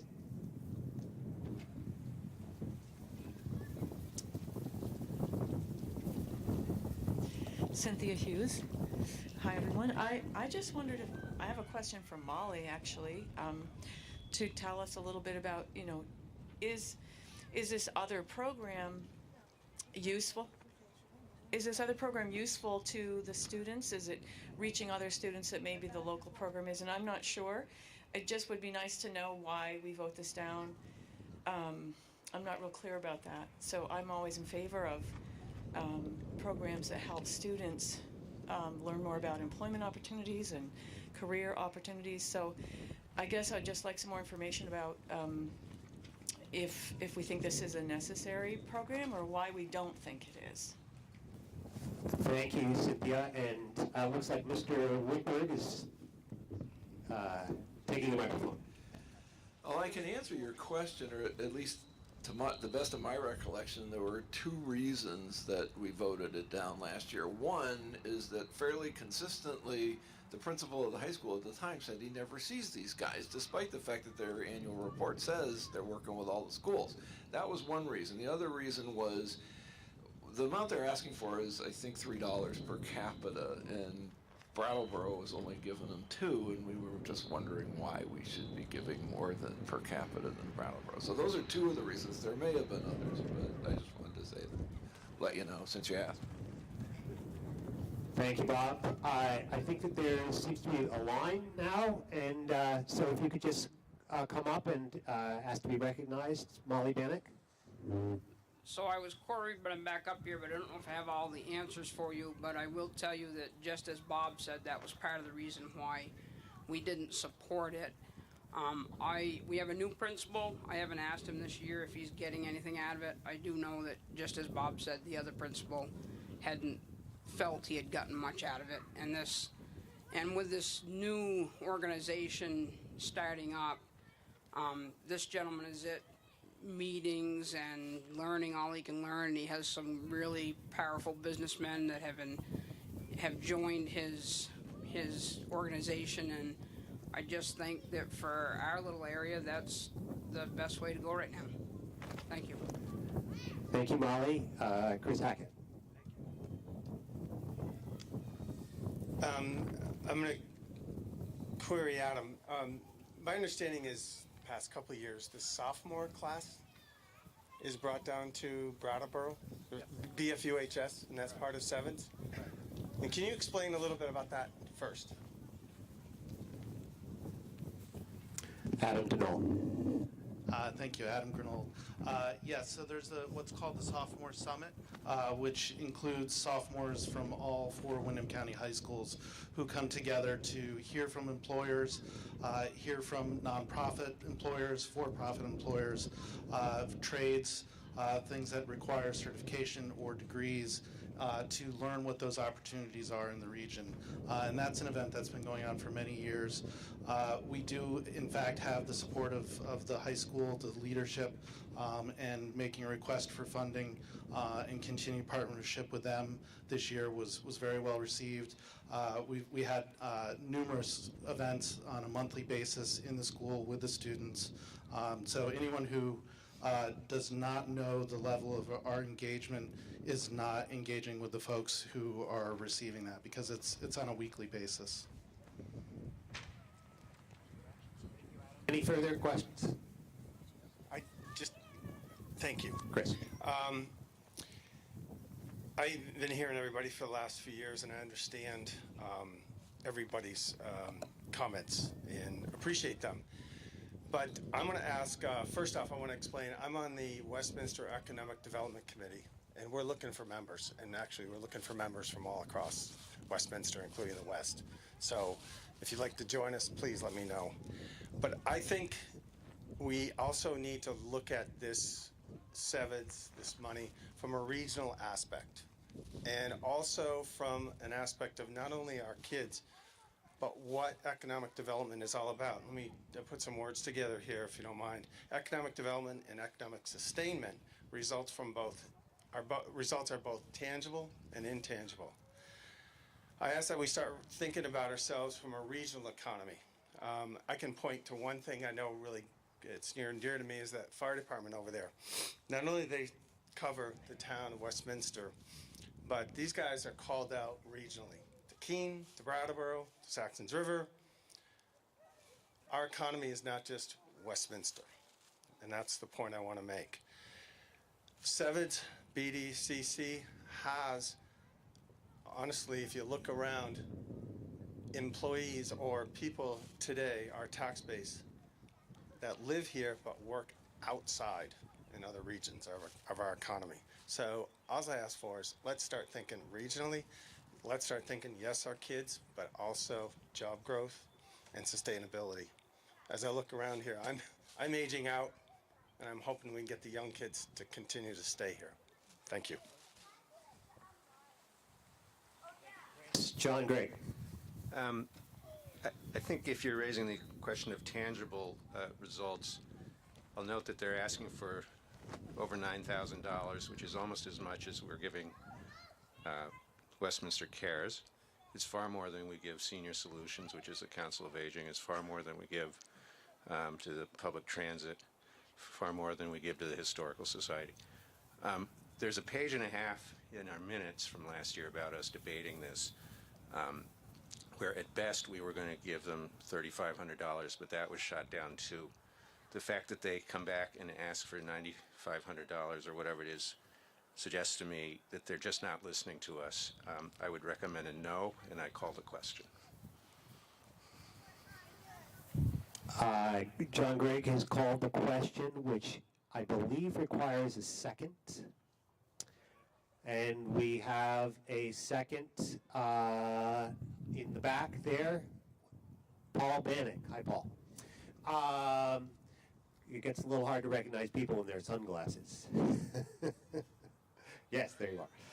Okay, so that means that we will be voting on this motion, Article 13. Shall the voters of the town, it means that we will be voting on whether or not to call the question. All those in favor of calling the question say aye. All those opposed, nay. Okay, the question has been called, so we'll move right on to the motion. Shall the voters, Article 13, shall the voters of the town of Westminster raise and appropriate the sum of $9,534 for the support of Southeastern Vermont Economic Development Strategies, SAVEDS, to provide workforce and economic coordination services to the Wyndham region? All those in favor say aye. All those opposed say nay. I'm having trouble determining whether the ayes have it or the nays have it. Let's try that one more time. All those in favor say aye. All those opposed, nay. I'm gonna, I think the nays have it, but you know what? I'm gonna ask you to stand. It's probably a good idea anyway. All those in favor say stand. Please stand. Okay, and is there members of the Board of Civil Authority who can count, please?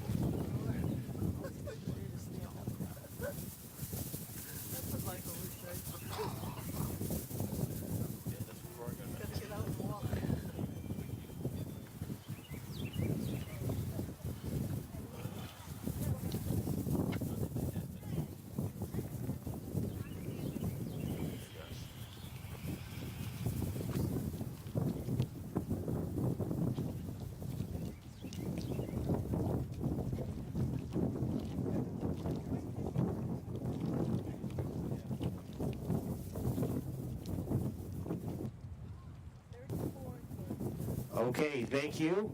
And now, please, all who are opposed, stand.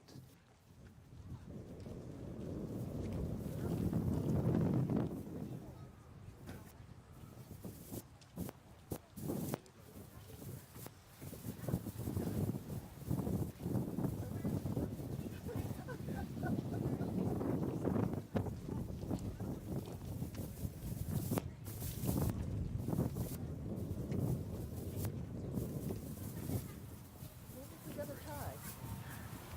Yes, it would.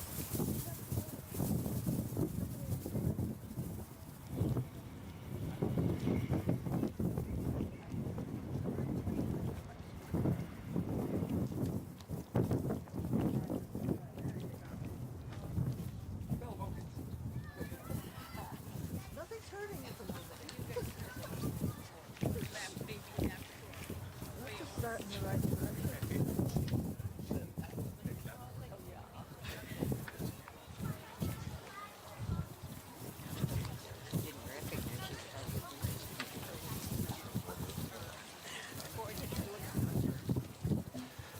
Okay, the motion fails. 34 ayes, 40 nays.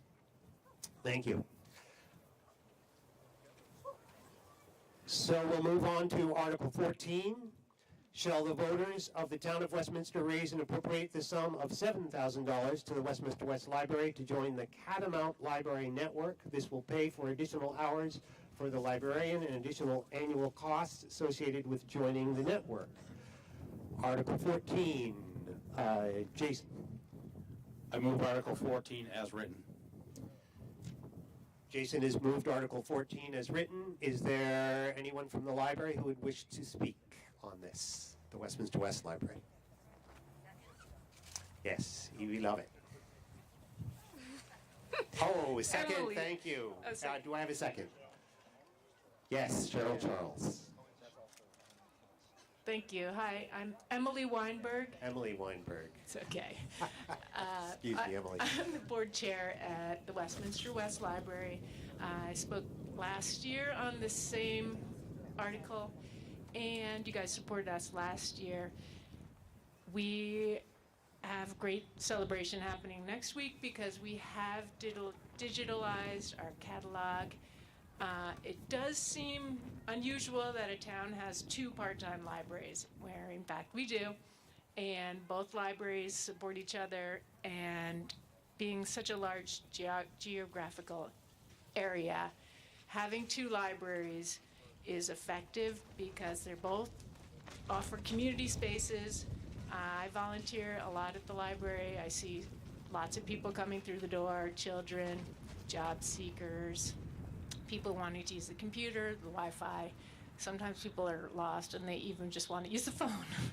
But having a library in the cornerstone of each side of the village, both villages, is a huge service, and I really hope everyone uses both these libraries. I know I do, and I see a lot of library supporters here.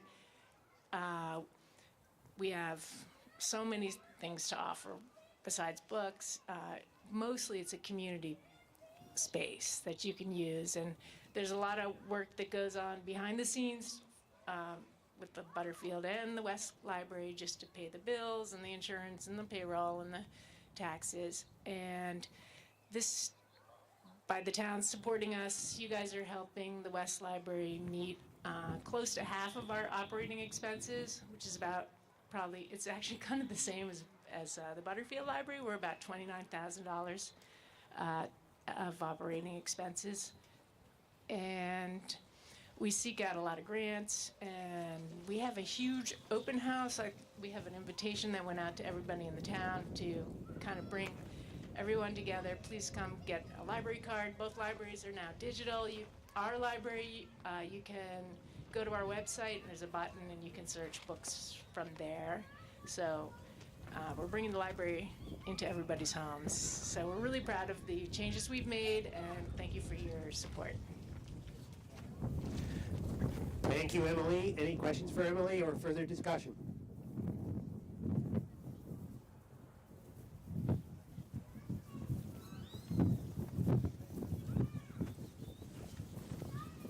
Hi, I'm Lucas Lordich, library patron, and I wanted to already point out that between last year when you gave us the extra funding and now, you're actually able to go to the Westminster West Library, go online, order books from anywhere in Vermont and have them show up at the Westminster West Library, pick them up and then drop them off at the Westminster West Library, all completely free, and all you need is a library card. So that is what we are already able to do. We actually did that last week and got a full comic book set that would have sent me like $200 back. So that is now and going forward what you have complete access to at the Westminster West Library. Thank you, Lucas. Any other discussions or comments? Seeing none, all those in favor of Article 14, which reads, shall the voters of the town of Westminster raise and appropriate the sum of $7,000 to the Westminster West Library to join the Catamount Library Network. This will pay for additional hours for the librarian and additional annual costs associated with joining the network. All those in favor say aye. All those opposed? The ayes have it, and the motion carries.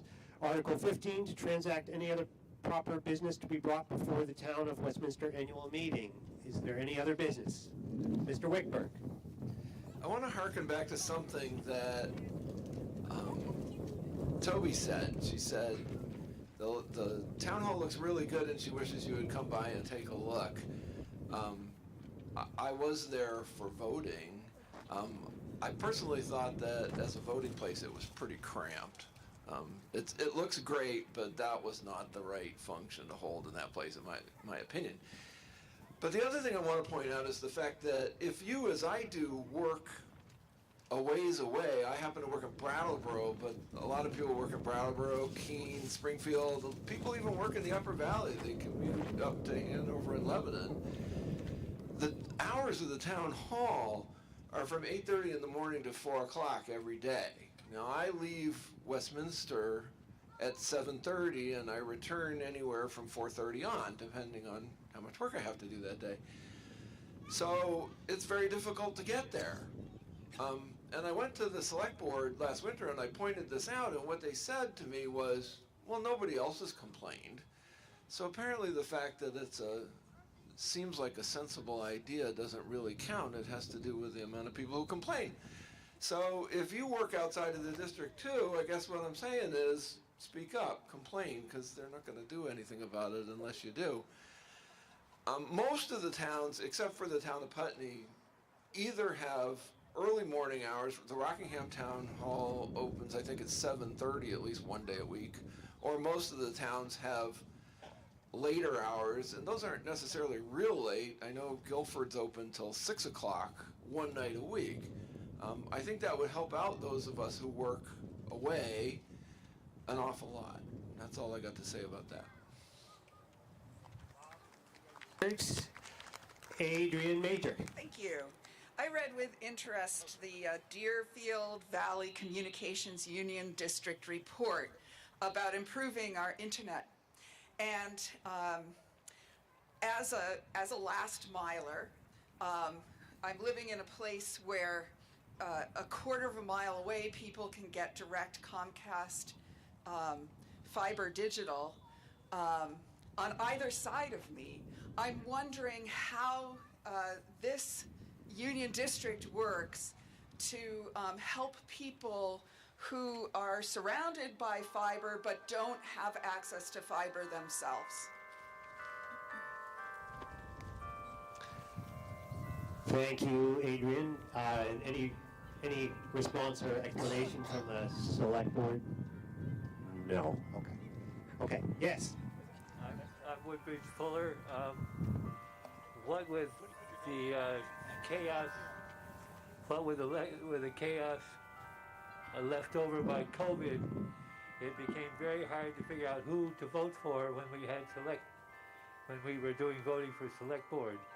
And I wondered whether in the future, to allay that kind of situation, that the select board sponsor a forum in which all who are interested in being selectmen come forward and give them a chance to be seen by the public and for the public to see them. That's it. Thank you. Thank you, Woodbridge. Charlotte Gifford. I'd like to return for a moment to the nature of our discussion on the main motion to fund our town. I have no problem with the body voting down my amendment. If I had had further information, I would have voted it down also or withdrawn it. I would just like to say that I have attended town meetings since I believe a special meeting in the fall of 1985. I have yet to see any board before the citizens of Westminster either decline or be unable to answer a question. And I find that lamentable, and I hope that the board will take it seriously and say when they are queried at town meeting to at least look for the information and try to help us understand what they are asking us to do. I'll point out that I was supporting the board's intent, but it simply is not helpful for citizens not to be able to get the answers at town meeting. The point of town meeting is to come and hear the reports and be guided because they are complex. We are ruling ourselves as citizens. We are not all experts. Our select board are also citizens and quasi-volunteers, but we do implore you to be ready with answers. Thank you. Thank you, Charlotte. Barry. Barry Shamus. I'm the chair of the Planning Commission for the town of Westminster, and we are working on the town plan, and hopefully we'll have some forums to discuss issues in the town plan like housing and transportation and recreation and such, and I look forward to getting input from the town. Thank you. Thank you, Barry. Mr. Major. Stephen Major. I was just noting that this meeting of the town does not have a motion to authorize us as a town to borrow money to meet current expenses. Is that just not necessary for the town, or is that an oversight in writing up the warning? Fletcher's saying it's not necessary for the town? Great. Okay, Select Board, any response to that?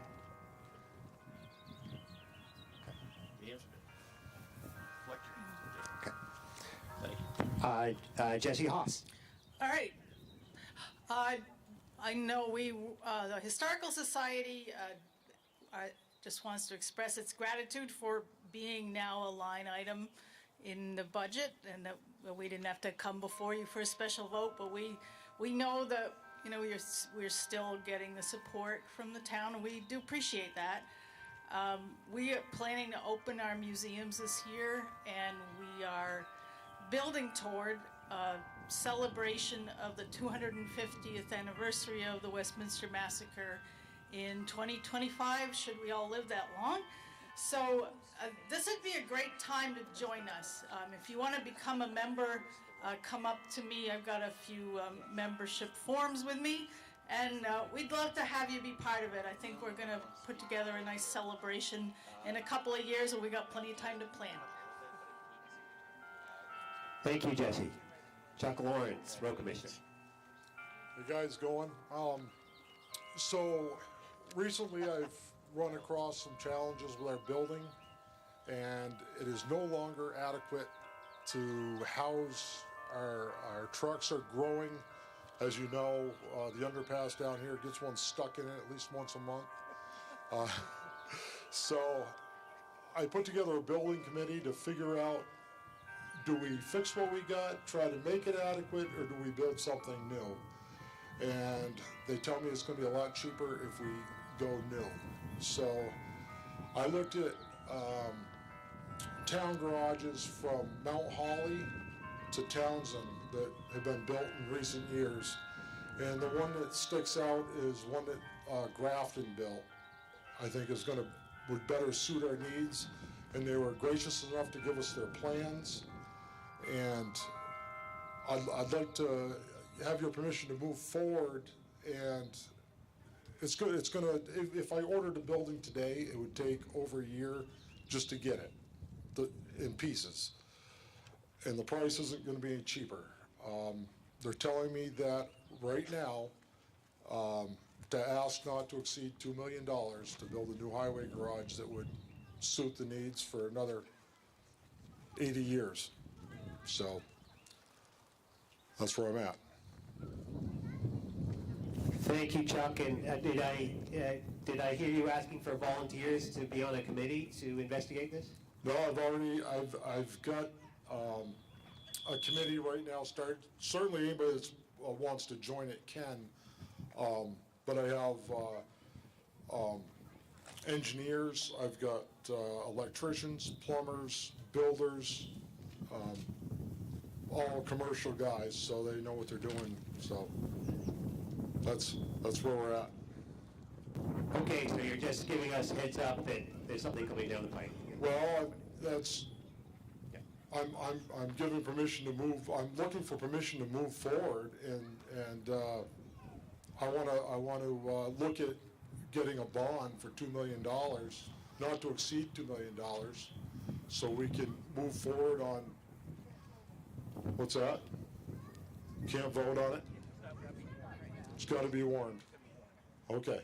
Yeah, any budgetary item has to be warned, so you need to get the select board to put it into the next annual warning. Or we're going to have a special town meeting. We're going to have a special town meeting, or we can kick it down the road for a year. Do you want me to put together a special town meeting, or do you want me to start dumping money into the building we have and just go with what we got? I guess I'm looking for some direction. What do people want to do? I'm going to make a suggestion that you bring it up before the select board and that body, together with yourself, make a decision about whether to have a special town meeting or to take it up next March. But it has to be a warned article because it involves money. Sure. Yeah. All right. Thank you, Chuck. Mr. Axtell. I am Dan Axtell on the Historical Board, the Historical Society Board, with some exciting news that there will be a film crew here from the Vermont Historical Society this Friday at 10 o'clock in the morning. They will be filming for 2 episodes of This Place in History. They'll air in about a month, and you can see them on YouTube. It'll be the courthouse and the Bradley Law Office. So don't be surprised if you see some people with cameras going up and down Main Street this Friday, and Kevin will be pointing at the Bradley flag on your house. That it's wonderful to see the 15-star and 15-stripe flag flying there, and we're all proud that this is where that flag was conceived. So look for that, and don't be surprised to see the film crew this Friday. Dan, Paul Bannock? Yes, my name's Paul Bannock, and I'm here for 2 purposes. I wanted to take this opportunity to identify myself as your chair of the ARPA committee, and also to make a request. We need help. There were 12 to 16 original committee members that were appointed, and we are struggling to even attract or have attendance numbers much more than 3 or 4. So that's okay. I understand the times we're in and how tight people's schedules are. But in communication forms, whether it be social media or emails, texts, we could really use the input from the other committee members out there that were originally signed on. Or should we be looking for or asking for additional committee members? The select board has left this wide open. There's no prerequisites involved. It's just the interest of anyone that has ideas on where this money within the guidelines should go. We are advisory only to the select board, and we push up our ideas that we collect to them for them to decide whether to appropriate those funds out of the money that we've been given. There is some statistics available now just recently. We've been a little rudderless up until just about a week ago. But it's because the guidelines changed and there was a filing pending for April 30th that was critical to meet. And with the current conditions in the town hall, some people stepped up at the last 11th hour, it got us properly filed, and we have information that we can share now statistically. With that being said, to lead into Chuck's speech that he just gave you, I'd just like to mention that in that, ARPA money could be used towards that. And right now, because the guidelines that we're operating under the ARPA committee says that anything that's normally, regularly, or expected to be spent by the town and paid for by the town is eligible for this ARPA money that we have. We have half the money in possession, I think, in the coffers, and there's another installment coming. So just to give you all an idea of what we're working with here as a town is about $880,000. That's rounded, but it's close. And in those monies was money given to the town of Westminster and monies that were given to the village of Westminster. The village committee met and decided that it was better served to surrender the village monies into the town's monies and just make it one and not have two identifiable sources of money there. So thank you to the village board that decided that. Jim Mattow is part of that. I know he doesn't like being called out, but I also want to mention that I'm chair as a volunteer, but I wish he would take the position because he is so much better and vetted at it, and his experience trumps mine. But I'm in it to help the town, and Jim has been absolutely spectacular behind me. He's the one that has the time to spend in the town hall. I can't, but he makes regular communications with me daily, lately. So back to the town garage. That's my second point for standing behind the mic. There was an exploratory group of us that assembled a few times, and all we did was discuss what would it take to stay in the town garage that we're in now. Should we stay in there? I don't know. That's for debate. But as he mentioned, trucks grow every year due to emissions. Their height gets higher and higher, and to keep trying to make the building accept those vehicles, which they can't, and it can't accept all of them now, is a balloon construction process. We've had officials come down to tell us how non-compliant we are for ADA accessibility, for just coming out of a pandemic. They didn't have enough room to assemble themselves as employees in a single room or have seminars or training. So there's a lot to talk about. I won't tie up a whole lot more time, but what we found out was it's going to take several $100,000 of improvements to stay within the state's respectable view and be compliant. And this goes everything from no insulation in the building to entrances, again, the meeting room sizes or training room sizes. Everything has to be done outside now. So water, sewer, the list is large. We do have quite a lot of property down there that a new facility could go on. So it's not that we'll be looking for land in addition to erecting a structure. And as a footnote to that, one of the things that one of the people that met in these meetings was, if it was built, it's about an 80 by 100 is what we were working off for plans that Grafton gave us, which was a huge gift. It's going to be a drive-through construction, but it also, as pointed out, could be a new meeting space. So it would be large, it would be open, it would be ADA accessible, it would have a proper plumbing. And yes, this is a beautiful venue, but it does have its challenges. So we would always have, if something happened to the high school, where we couldn't meet there again in the future. That's just another thing we considered. So with that said, not to take up too much more of your Saturday, I just wanted to identify myself, speak to Chuck's point a little bit. I was involved in that exploratory group, and we have a lot of reasons that we could present for all of you further as to why this is being looked at or why we chose to assemble and bring it to you today. Can't vote on it, I understand that, it's a lot of money. Last point is, with the people we had involved, which are in excavation, electrician, plumbing, HVAC, truck drivers, lay people, engineers, civil engineers, we're looking at probably $600,000 or $700,000 to put into that facility, even just to make it compliant and usable into an unforeseeable future at this point. when you're coming to the town and asking for $2 million, that's a huge pill, but is it smarter to spend the 1.2 or 1.3? And I'm mentioning that number instead of 2 because we decided that it was best to ask for a little bit more, because nobody ever gets upset when you give money back or don't use it. And it would be budgeted, it would be up front, and if you didn't use it all, there wouldn't be any debate about it after it was complete. Thank you for your time. Thank you, Paul. Yes. Judy Coven. Can you just say what is happening with the town manager's position? Select board has been queried about the town manager's position. Jason, would you care to answer? Can you hear me? So for our arrangement with our town's attorney, we can't speak to any specifics, but we have an interim with Ally Bigwood who is keeping things moving.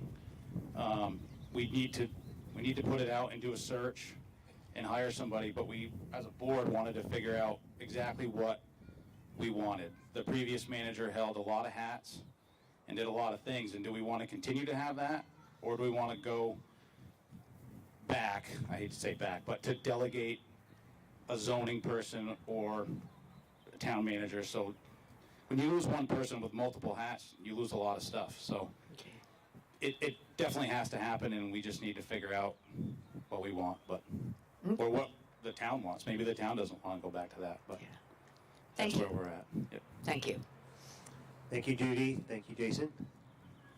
Kathy Kingston. Hi. Yeah, that actually speaks to, I had two questions now then, or one comment. As a member of the Planning Commission for years, there was a separate, okay. As a member of the Planning Commission for several years, when I came on, there was a separate zoning administrator, and I would just like to advocate for the town going back to that model, separate zoning administrator to town manager. That's my personal opinion and from some experience also. And I have a question as to how you're going to proceed to find another select board member. What's your process going to be to get the interim select board member? Thank you. So we have letters of interest at town hall at this time. As far as, I guess we just need to pick somebody off. It doesn't even need to be somebody on that list. I don't believe, but there's at least a handful of people interested. So once this meeting was behind us, that was on our to-do list for sure. And if there's anybody else interested, I mean, I guess you could get a hold of Kelly in the office with a letter or whatnot, or one of us, however you need to do it. So are you going to be making a decision at a select board meeting? You'll be deciding amongst yourselves who the next member will be? Is that what you're saying? It would have to, I would assume, have to be made at a meeting, an open meeting. Yeah. Okay. Thank you. Thank you also, all the volunteers who have spoken up, like Paul just, there's a lot of people in this town who are giving a lot of their time and energy, and I'm grateful for that.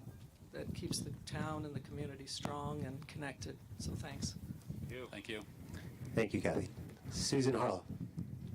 Yeah, this is just a point of information having to do with the garage, I guess. So the garage fund had $63,000 in it, and I believe we voted at a meeting to spend that plus some extra to replace the fuel tanks. But they haven't been replaced, and I think Chuck said because they're waiting to see if there's going to be a new garage. So is that money going to sit in the garage fund? It obviously hasn't added to the budget, like you said. Do you understand what I'm asking? Yeah. Okay. It was added to fuel for the fuel tanks. Oh, to replace the fuel tanks, you put it under the fuel? The fuel tanks were added to under fuel. Ah, okay. And are the fuel tanks going to be replaced? We couldn't send that information out to bid until we had an approved budget to go by. Right. And those numbers even now are probably not even close to realistic. Things have changed so much. Right. Right. I remember you said that. Now the numbers are no good. Right, and I think you also said that if you're going to have a new town garage, then why? It shouldn't matter on the fuel tanks, Susan, because they'll be above ground. You can move those. I'm is that just what going you're to saying? interrupt for a second, just to make sure that before Pauline is trying to take notes, we have to acknowledge, I, as moderator, need to acknowledge the different speakers rather than have a three-way discussion. Okay, So, sorry. thank you, Susan, Done. for your No, question. I was just curious, thank you. Yeah, and I think, Jason, we got your response, and Chuck, do you have anything more to say? I was just saying we were waiting until the budget was approved before we could do anything, and now that we've waited with everything the way it is now, the numbers are no good.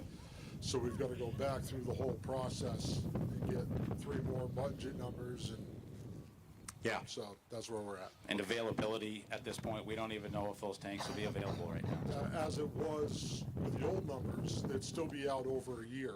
So exactly. Hey, thank you. Any further discussion? Okay, thank you. Oh, I'm sorry. Brandon Pedigo. Brandon Pedigo, just like to offer a public thank you to the Select Board for the hard work that you do. We appreciate all your effort. Thank you, Brandon. Thank you. And let's see, we've got a select board member at least who wants to say a word or two. Yeah, a select board person has been here probably too long to some people, but I want to reach out and say that I worked here as a select person for quite a few years with Toby, and her and I go back a long ways. We probably never agreed on very many things sometimes, and other times we agreed on a lot. But I will say that I feel that I'm a better citizen in this town due to her input and how I get to view her points. And I really feel that the town's a better town because of Toby Young. So I want to thank her for all the things that she has given to us over the period of time. Thank you, Toby. And one last thing. So we always leave these meetings and then we get confused, and numbers are always confusing. So that next year you're going to see the number that was 1,913,785 will now be 1,968,285. That would be the property tax with all the articles included. And I want to thank you very much. I'm last to go. Okay, thank you, and then Kevin Hughes. Again, thank you. Thanks for all of you coming out. I also want to recognize Sue Harlow, who I got to serve with from my start to now. Another tireless person. She does so many other things. She cares about the town, and I know that I'm a better participant in the town with her partnership and her friendship and her leadership. And I too also, going 4 years with Toby Young, want to thank her very much for her leadership, her tutelage for me, especially on the certain of the rules and making sure that the rules are followed.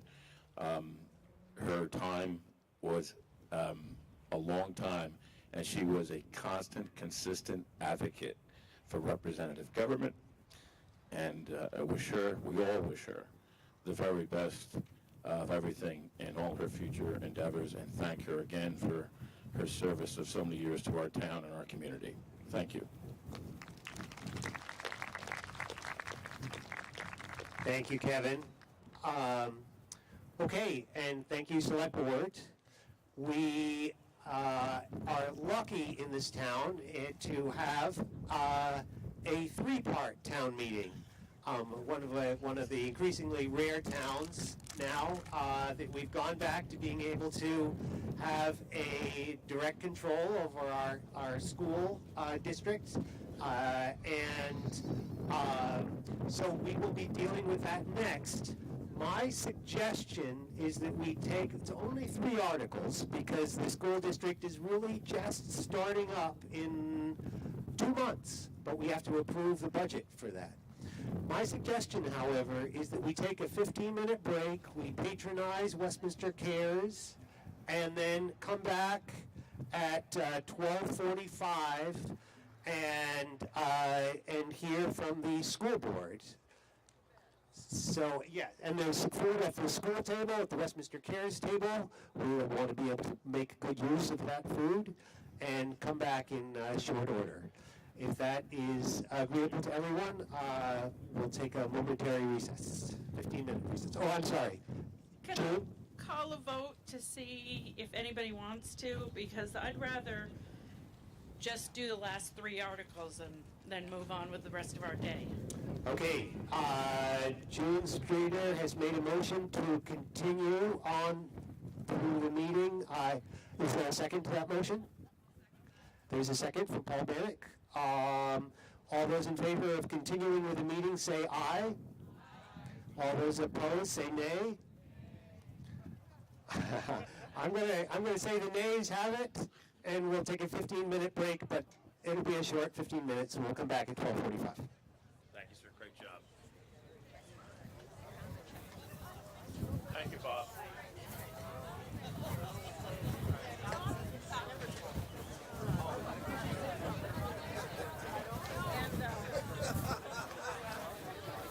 What's her name? John Crockett's friend there wants to be a docent. Early on. To be a host. Do not use that word. How about Karen? If you have Karen.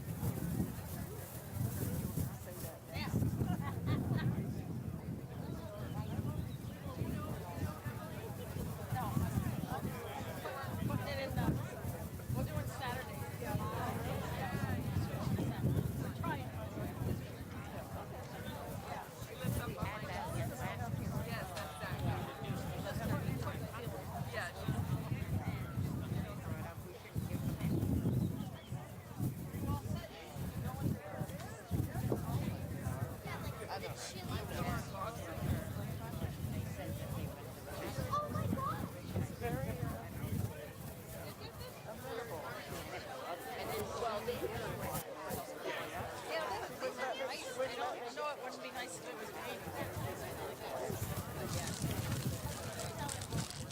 I would love one of those.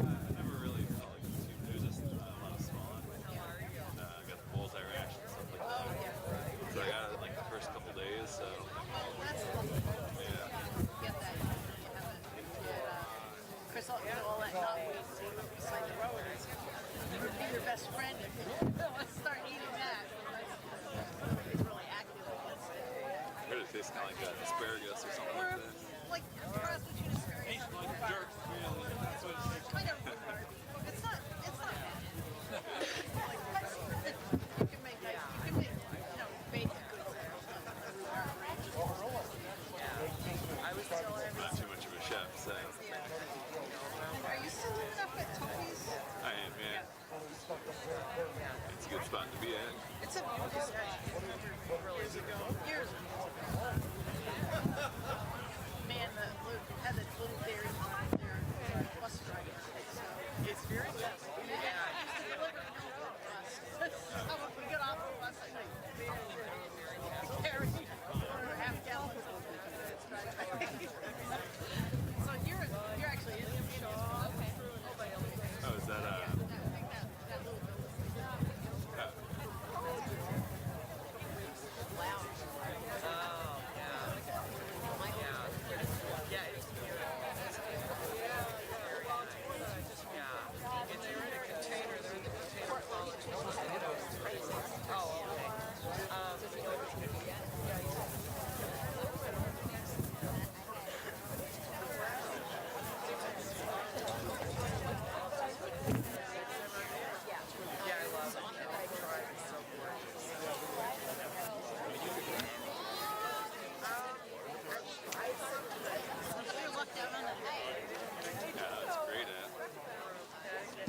chilly the last couple days. I know that wind. Oh my God. My horse. Grilling on Thursday. It was a little bit of a. That's the best I could find. Something to put in the jar over there for a donation, I think. That's why I did something with that.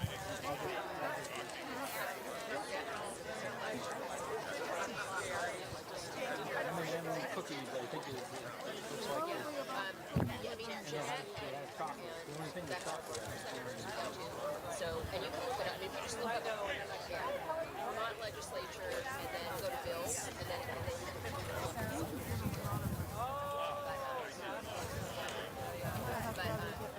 oh, you know what? I think that. More what? If they just do a voice vote, then you have to give it.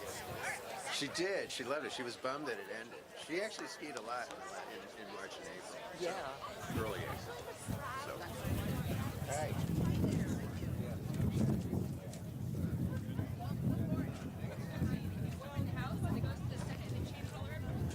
Oh, hi, Pat.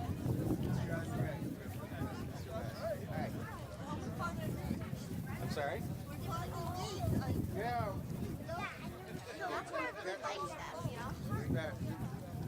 Only met once or twice, but it was a while ago.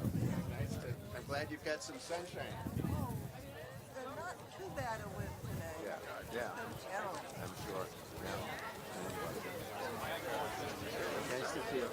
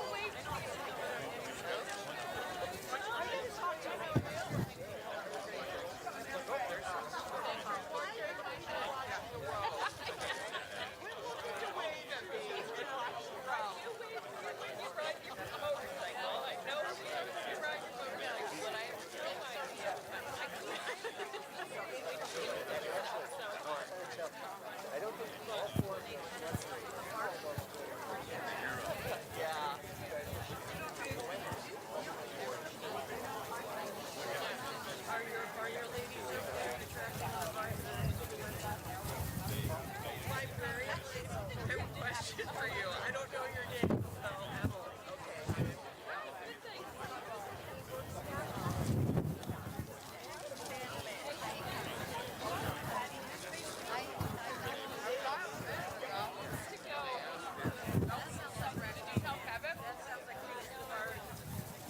Oh, yes. May I ask you, Chris? Oh, yeah, I didn't think of that. Well, you know those little,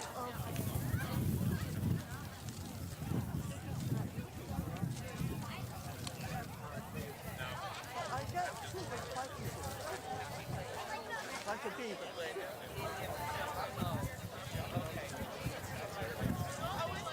I've been noticing foliage on the trees. There's this one tree over here that has nothing. But the others are getting a little bit, but this particular one doesn't get anything. It's got a really bad rhythm. The woodpecker has been really looking at that. All right, well, thanks.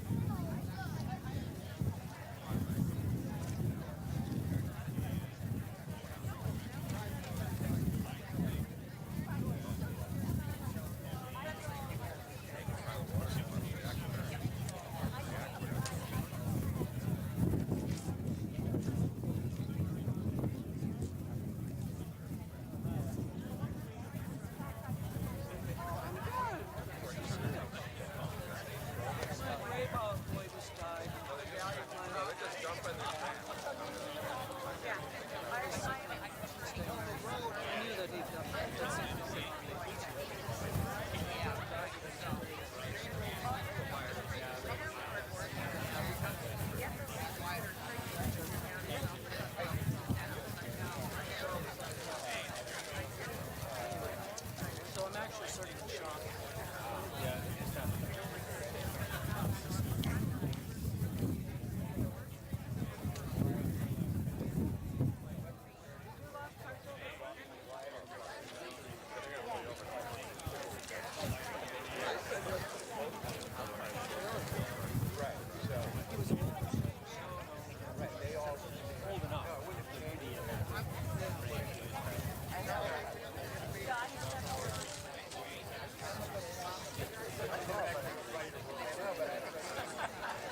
That's what I was wondering.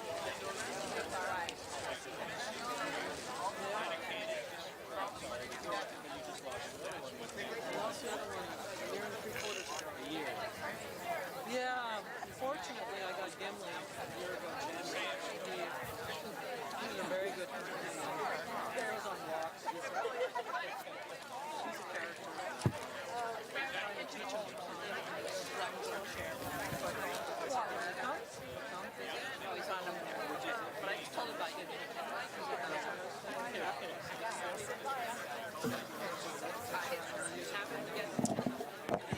Okay, 15 minutes is almost over, so school board members, please work your way up to the front here, and everyone else, grab the last food from the school or Westminster Cares booth, and let's get back in order. How are you? It's your first year doing it, or did you do it last year too? Yeah. And how did you, just out of curiosity, how did you, how to run this thing? Anyway, I won't bug you. I'll definitely think about it. Thanks. Okay. Hey, Bob. What are we doing? How are you, Bob? Oh, I'm Had to go when we had to go.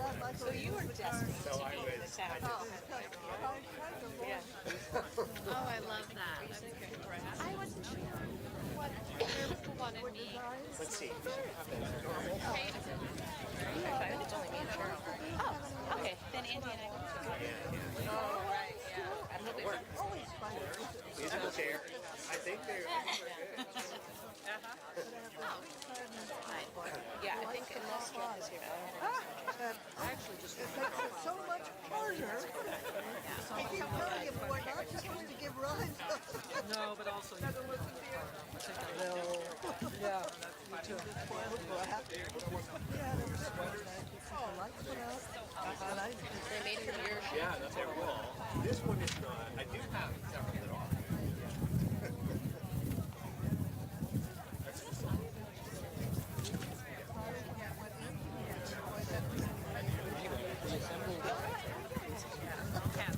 Last Friday, I was to pick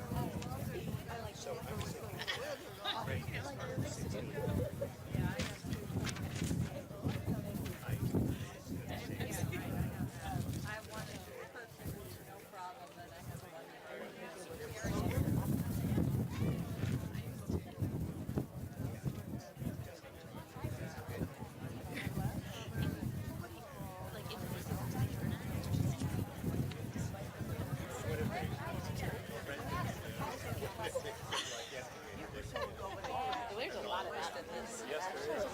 So you are in.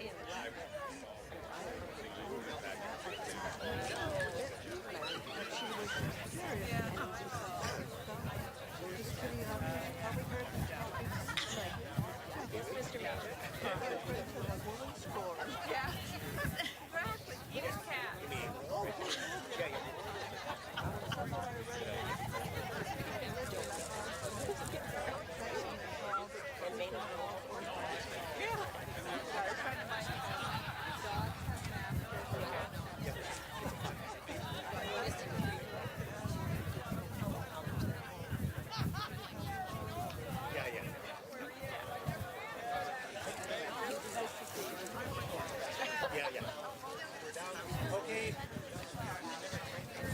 Okay, please take your seats, and we'll get going.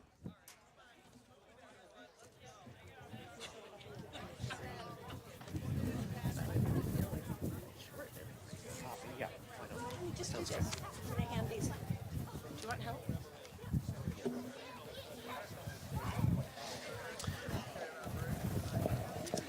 You'll notice that the superintendent, the principal, and school board member are handing out some extra pieces of paper, which are will be sort of insert them into the town report. There'll be an explanation coming, but they're further financial information.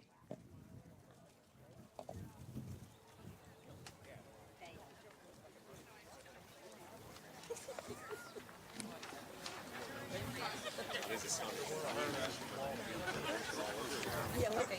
Oh, I'm sorry. I'm going to be all right.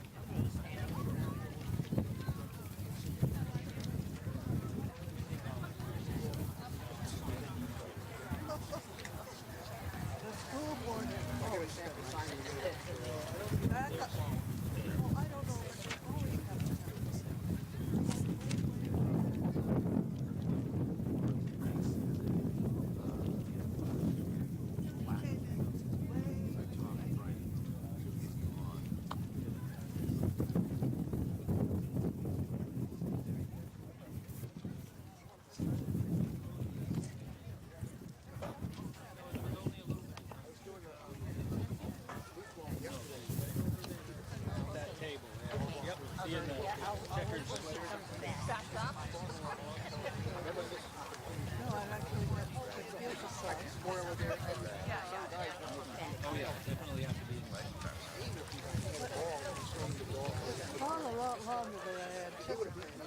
Okay, welcome. I'm going to, for the sake of the school board members, principal, and superintendent over there, I'm just going to explain with these microphones. They're all muted right now. If you want to speak, just press the power mute button and then press it again when you're done so the wind doesn't continue to interfere. Okay, we're going to move on to the school district annual meeting of the Westminster Town School District. So Article 16 Actually, I want to pause a second and thank the school and thank Westminster Cares for providing food. It was necessary. Okay, Article 16, to hear the reports of the Westminster Town School District officers and to take action thereon. And this will be a good opportunity for the people here to introduce themselves and also perhaps to give a little explanation about the paper that was just handed out, Cheryl. So at my far left is Andy Haas, who is the superintendent. And Andy, do you want to just say a few words to start with? Introduce yourself and say a few words. Yeah, good afternoon. My name is Andy Haas. I'm superintendent of schools. To say that this year has been interesting is, I think, an understatement, but I want to thank all of our teachers and administrators who have made this year possible for our students, because it has been a challenging year for us. I think the budget that is in front of you is well thought out, and we've tried to take the appropriate actions to make sure that our students here in Westminster are getting the best education that we can provide for them. So thank you. Thank you, Andy. Liz Hardy, principal. Hello, I'm Liz Hardy. I'm the principal of Westminster Center School for the past 2 years. I'm also a resident of Westminster. My husband and I are raising our 2 girls here as well. This year we have 154 students, as you might have read in my town report. We have 154 students. We'll likely have that same number next year. We have 12 classroom teachers, 3 academic interventionists, 4 special educators. We have our essentialists, our PE, art, music, library. We have a mental health clinician, a school counselor, and we also still have our Integrated Arts Opportunity Studio Y. And this past year, some highlights of the past 2 years since we've been there is that we received a Farm to School grant last year, which was $15,000 through the joint school district. We were able to put those funds towards prolonging our growing season. We were able to put a greenhouse out by our garden. We have chickens on campus. Students have ample opportunity to get outside and learn from our garden. Everything we harvest in our garden is then put back into our food services and into breakfast and lunch that are served to the students. We've also done a lot of instructional work over the past 2 years, moving our math and reading instruction into a workshop model, which has allowed us to really personalize our learning opportunities for our students and really fill in those gaps that might have been created through our COVID school schedule, which has luckily kind of evened out. We're back to school 5 days, as we all know. I'm just thrilled to be part of this community in this capacity, and thank you so much for today, and what a wonderful town meeting being outside like this. Thank you. Thank you, Liz. Team? I'm Teen BLC. I'm newly voted onto the Westminster School Board. I am a parent of children at Westminster Elementary School. I also had the pleasure of can you hear this? The pleasure of working there last year. And Westminster's a really special place, and so I'm really proud to be able to serve on the board. Thanks. And Cheryl Charles, who is chair of the board. Well, let me do this. We didn't actually warn the article, so can I move it after, to hear the report of the Westminster Town School District officers and to take action thereon? I move the article as written. You had, okay. Oh, I thought we did, but I could not be more excited to have us officially bringing responsibility for the Westminster School back to the community. Thank you all for your support. There are so many individual people to thank, but it really would not have happened without the amazing, persistent, consistent efforts of so many of you, including former board chair David Major. So a little round of applause there as well. You recently re-elected or expanded the board officially. We are now a 5-person board. Because of the timing of the meeting and the change of the date, one new board member, Karen Blanchard, is not with us today. She had a pre-established trip. Jeff Carlstrom, married to Melissa Carlstrom. Melissa served very well for the last several years, is not able to be with us today. Teen Biolsi, thankfully, is. And the other member is Charlie Hutchison, who actually has COVID. So you have 2 of the 5 current board members here, but we are now back up to a 5-person board. We have in the document, in the town report, there are letters from Liz and from the board members. I would urge you to read them. We will not read them. Liz just gave you a good summary of what's in the principal's report. In the board members' report, I just want to say what a difficult and challenging year. I think Andy alluded to this. It's been for all our teachers, for the support staff, for everybody involved in the schools. 2 years of living with COVID and all the disruptions that has brought has truly, really had an amazing impact. So we cannot thank, as a community, the educators, the maintenance people, the custodians, the people who delivered the food, all of the folks who've made it possible for this to be as little disruptive as possible for all involved. So our great thanks to all the educators in the community. Thank you. There were 2 reports available to you. This one came out from Wyndham Northeast Supervisor Union, where Andy serves as our superintendent. Not an interim superintendent, by the way, our superintendent, and we're delighted to have him in this role.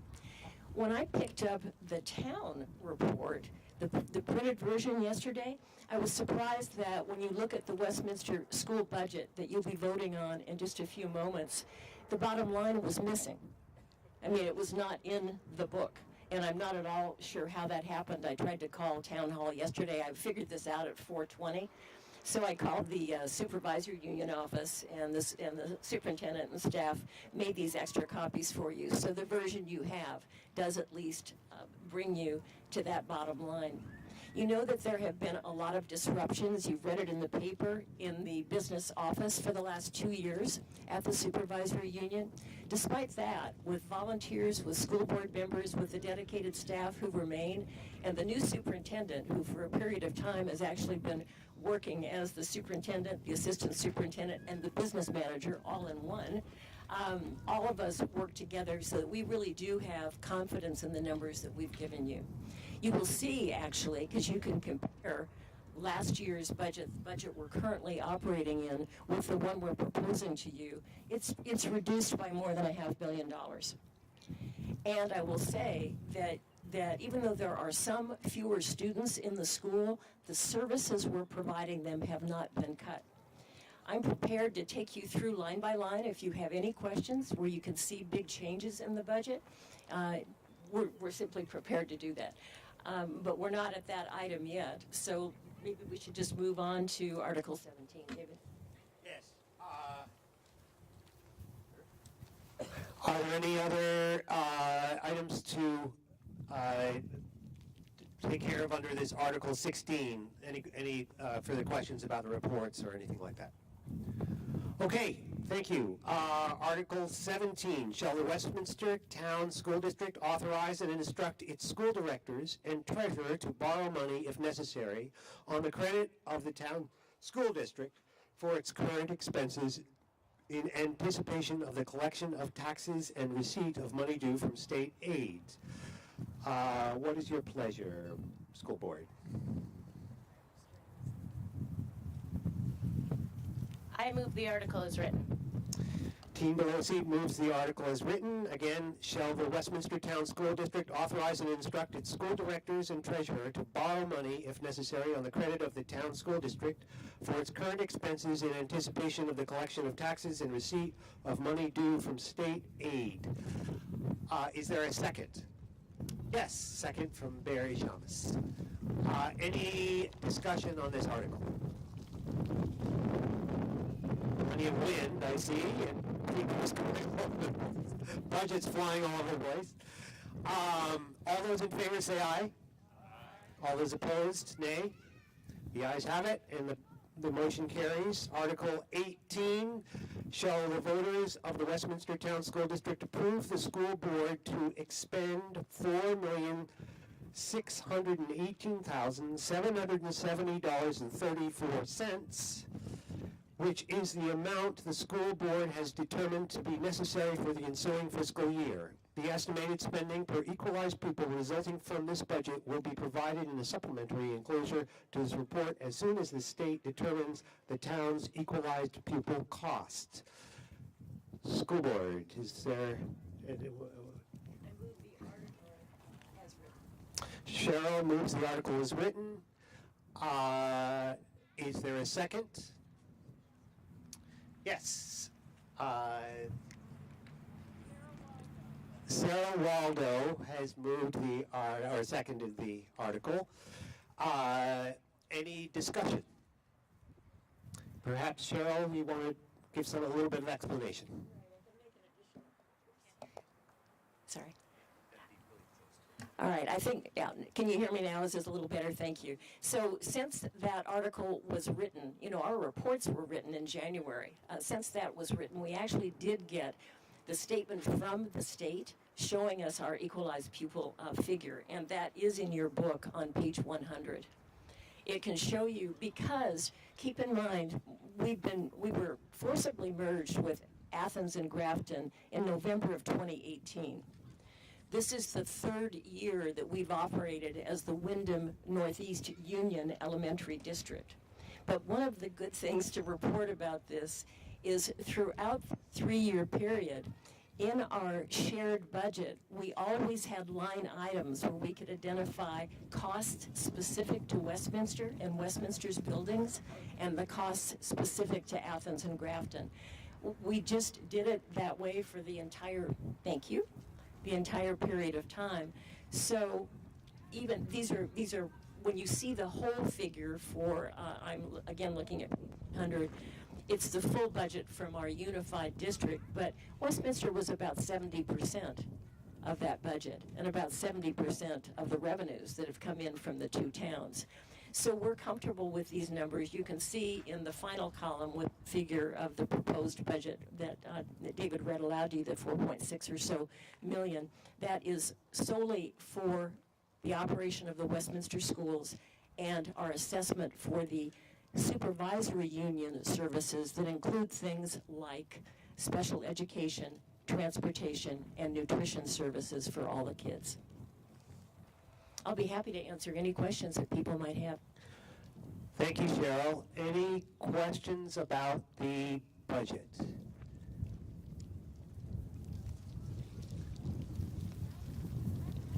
And I'll repeat what Cheryl said. It is about $500,000 less than the Westminster portion was in last year, I believe. In the current fiscal year. In the current fiscal year, yeah. Mm-hmm. The fiscal year for the schools goes July 1 to June 30. And part of that, the explanation for that, do you want to say a little bit about the explanation for that reduction, Cheryl? Sure. One of the things that we discovered, and it'll actually come up in our report a year from now, but we had in the budget anticipated a few more 7th and 8th graders to request tuition than has been the case. We've dropped in terms of 7th and 8th grade students by some numbers in the last few years. The tuition numbers were in the current budget, in the one now, and in the one in the previous year at $1.2 million. It's budgeted in this current budget for 2023 at $880,000. So that's, more than $300,000 reduction. That's a significant part of why this budget is lower. Another interesting thing, actually, Andy, I'd like you to speak to this for a minute, because there's a pretty significant reduction in the cost of special education services. And I think it's actually a good story. So one of the things, because I was previously the director of student services for the last 3 years, we've really tried to work on is reducing the number of students who are placed out of district, because that is substantially the largest cost, because a student could be placed out of district at almost $100,000 for tuition. So we've really worked to try and reduce that number by building up the supports that regular education provides for students, so that we can provide for those students in our own buildings. And we control the curriculum, we control what's happening for those students. So that's been the most significant reduction. I'm trying to think of if there was others. Yeah, okay. Yeah, no. And one other category is also an excellent just situation that has occurred. If you look at the food services number, it's the last section having to do with supervisory union assessments, the meals that families get. Maybe you all saw the boxes that were being sent home during the COVID period. Any family with children in the district could come get a box of nutritious food. We have our food services, nutrition services director for the whole of the supervisory union comes from Westminster, having founded and run our farm to school program here, which means that he initiated a program that was then in the last several years adopted by the whole supervisory union to bring as much locally grown healthy food into the buildings for breakfast and lunch every day as possible. He has also managed the money well enough with federal support that is a big drop in the budget when you look at that food services line. Very interesting. Again, his name is Harley Sterling. He started the program at our Westminster building when David was still school board chair. It's grown to the whole of the supervisory union, and Harley just got a statewide award for his innovation in food services. We're really proud of him and grateful, and this program will continue. Yeah, Patty's about to raise. Yeah, I know. It's a great program. And I think it's going to feed more into something Molly was talking about a little while ago. She mentioned Michael Stack, who has recently returned to the community. His family, part of the family, are the Stickneys farmers. And his name, again, Michael Stack, he came back and founded Bellows Falls Trades. And he's really looking at having especially middle school students and high schoolers job shadow in the community, have internships, even paid internships, and we're looking to have a lot of that include the farms. I'm looking at Paul Harlow for a minute. We'd love to have more of, and David as well, more of the students, yes, learning electrical, yes, learning carpentry, yes, learning plumbing, but also learning these land-based practices in I think, another innovative, healthy approach to exciting and engaging ways to, to make schooling more fulfilling for everybody. I think you've got a question from. Thank you, Cheryl. Charlotte Gifford. I'd love to hear from the board some information that I found missing in the report. We've traditionally seen a good projection on enrollments for all ages coming up, and so I'd like to know what you know, if you can update us from whatever sources you have, request a return to that past practice of having that data in the report, and finally to ask what is the school board doing to prepare for predicted, and I'll only say predicted, drops in enrollment. I'm also in education. I track the statistics in my area in higher education, and it is consistently going to drop for some time. So I think we need to have this information again, and I'd appreciate the information from the board. Thank you. Absolutely, thank you. We'll be happy to include that information in upcoming reports. I just pulled from my files a document that I've gotten from Liz Hardy, the principal, that shows us from fiscal years 17 through 23, the numbers in K through 8th grade, and a total for each year. And whereas there's variability, Charlotte, it's still not clear with Westminster to what extent we will drop. But we'll take your point. It's absolutely make sure that we will make sure it's included in the reports going forward. Thank you.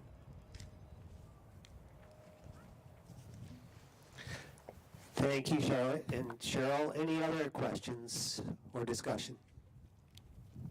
Seeing none, all those in favor of Article 18, which reads, shall the voters of the Westminster Town School District approve the school board to expend $4,618,778.34, which is the amount the school board has determined to be necessary for the ensuing fiscal year. The estimated spending per equalized pupil resulting from this budget will be provided in a supplementary enclosure to this report as soon as the state determines the town's equalized pupil cost. Is the motion. I'll just note that is in the town report on page 100, that last reference. All those in favor say aye. All those opposed? The motion carries, and we move on to Article 19, to transact any other proper business to be brought before the town school district meeting. I move the article as written. Thank you. Team moves the article as written. Is there any, I don't think this requires a second. We'll go, Dan Axtell has words to say. Dan. Under other business, I'm Dan Axtell. I'm Dan Axtell. I just wanted to note that there is a bill going through the House in Vermont, H727, and it was discussed at the last State Board of Education meeting.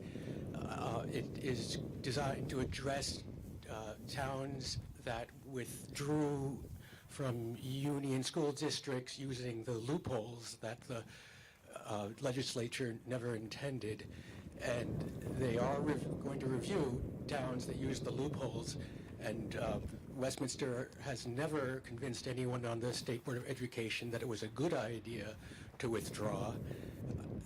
So I'm just going to say that people shouldn't be surprised if in a year or so we're part of a unified K-12 school district, because it's not going to go away. And I'll just leave it at that. Thank you, Dan. Any other discussion? Okay, Cheryl? Yeah. Have it back on her. I wanted to add a point of information that we have one last step in our withdrawal from Wyndham Northeast Union Elementary School District, and that is to participate in a school district meeting that will be held on May 24th at 7 p.m. at the Grafton Elementary School. What's important about that, and there are related pieces of information, but we got the audit for finished June 30th, 2021 in the last 2 weeks. You know, you've heard the problems in the business office and the difficulties in getting a final audit. So we finally got those numbers. And we are looking now at a surplus from 2021 in the amount of $1.4 million that will be returned to the towns of Athens, Grafton, and Westminster. The Union Elementary School District Board and the Westminster School Board voted on the April 19th to approve a proposed allocation based on the revenues contributed by the towns in the form of taxes.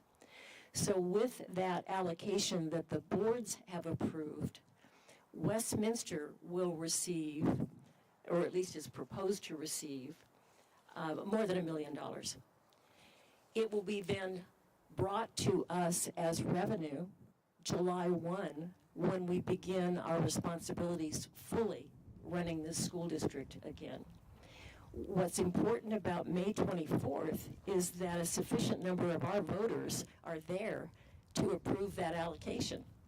So we'll send more information out to you. This has just been scheduled, but I think I consider it, you know, the last significant step is this meeting to approve the allocation to return money to these voters. And the new school board, then beginning our responsibilities fully, the 5-person board, July 1, will bring back to you our recommendations for how those funds be used. And you will be the ones who decide. So that's where we are with that right now. Thank you, Cheryl. Any other business? I just want to say a couple of words of my own, having been involved in the schools over the last few years, that the amount of work and the amount of dedication of the school board members has been extraordinary, because not only has there been a pandemic going on and all of the issues to do with the pandemic, there's also been the upheaval related to the forced unification of the school districts, and then the work to try to reestablish the town district here, which has been fully approved by Athens and Grafton, and it has also created extra work for Athens and Grafton, which they did willingly and happily, because this is an outcome that those towns have wanted and voted for. But and there has been a lot of upheaval at the supervisory union office. A little bit, Andy says, a little bit of upheaval.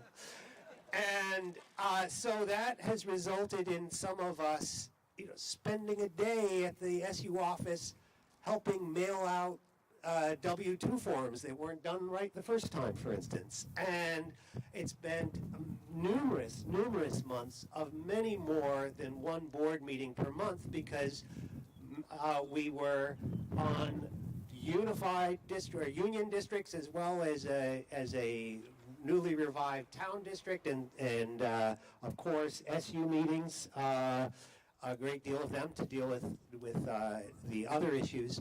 So I just want to think that it's important to commend the school districts, all the employees really, and the volunteers.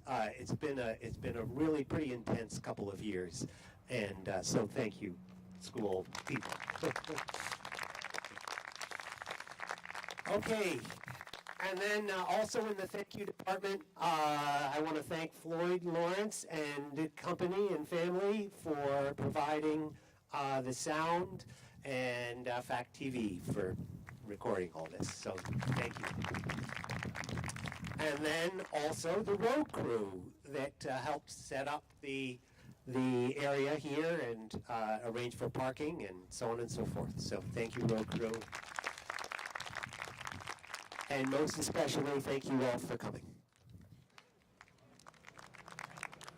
What's that? Oh yes, and we're adjourned.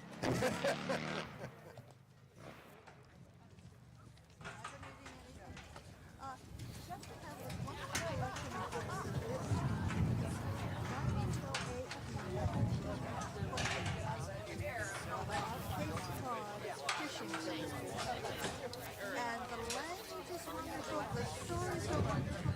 What I'm reading right now, it's been so, I can even see the characters. One of the characters, it's an archaeologist, and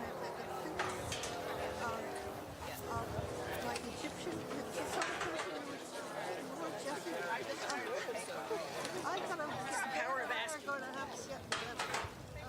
Anyway, writing about history,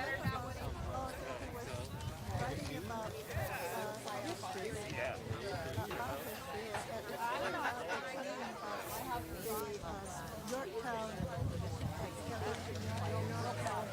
Benedict Arnold, I was out with Benedict Arnold still, but I learned so much about our history today. So she's based on another one in this one. Well, she hasn't gotten that one yet. It's going to be about Custer's last stand. I'm Nancy. Oh, I didn't even recognize you with that dance.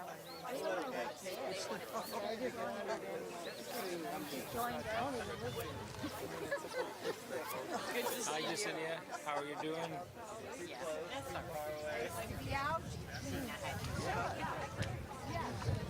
Lucky us. That's what we want. Yeah, the weather, yeah. No, it we wouldn't have enjoyed this yesterday. Right at this moment.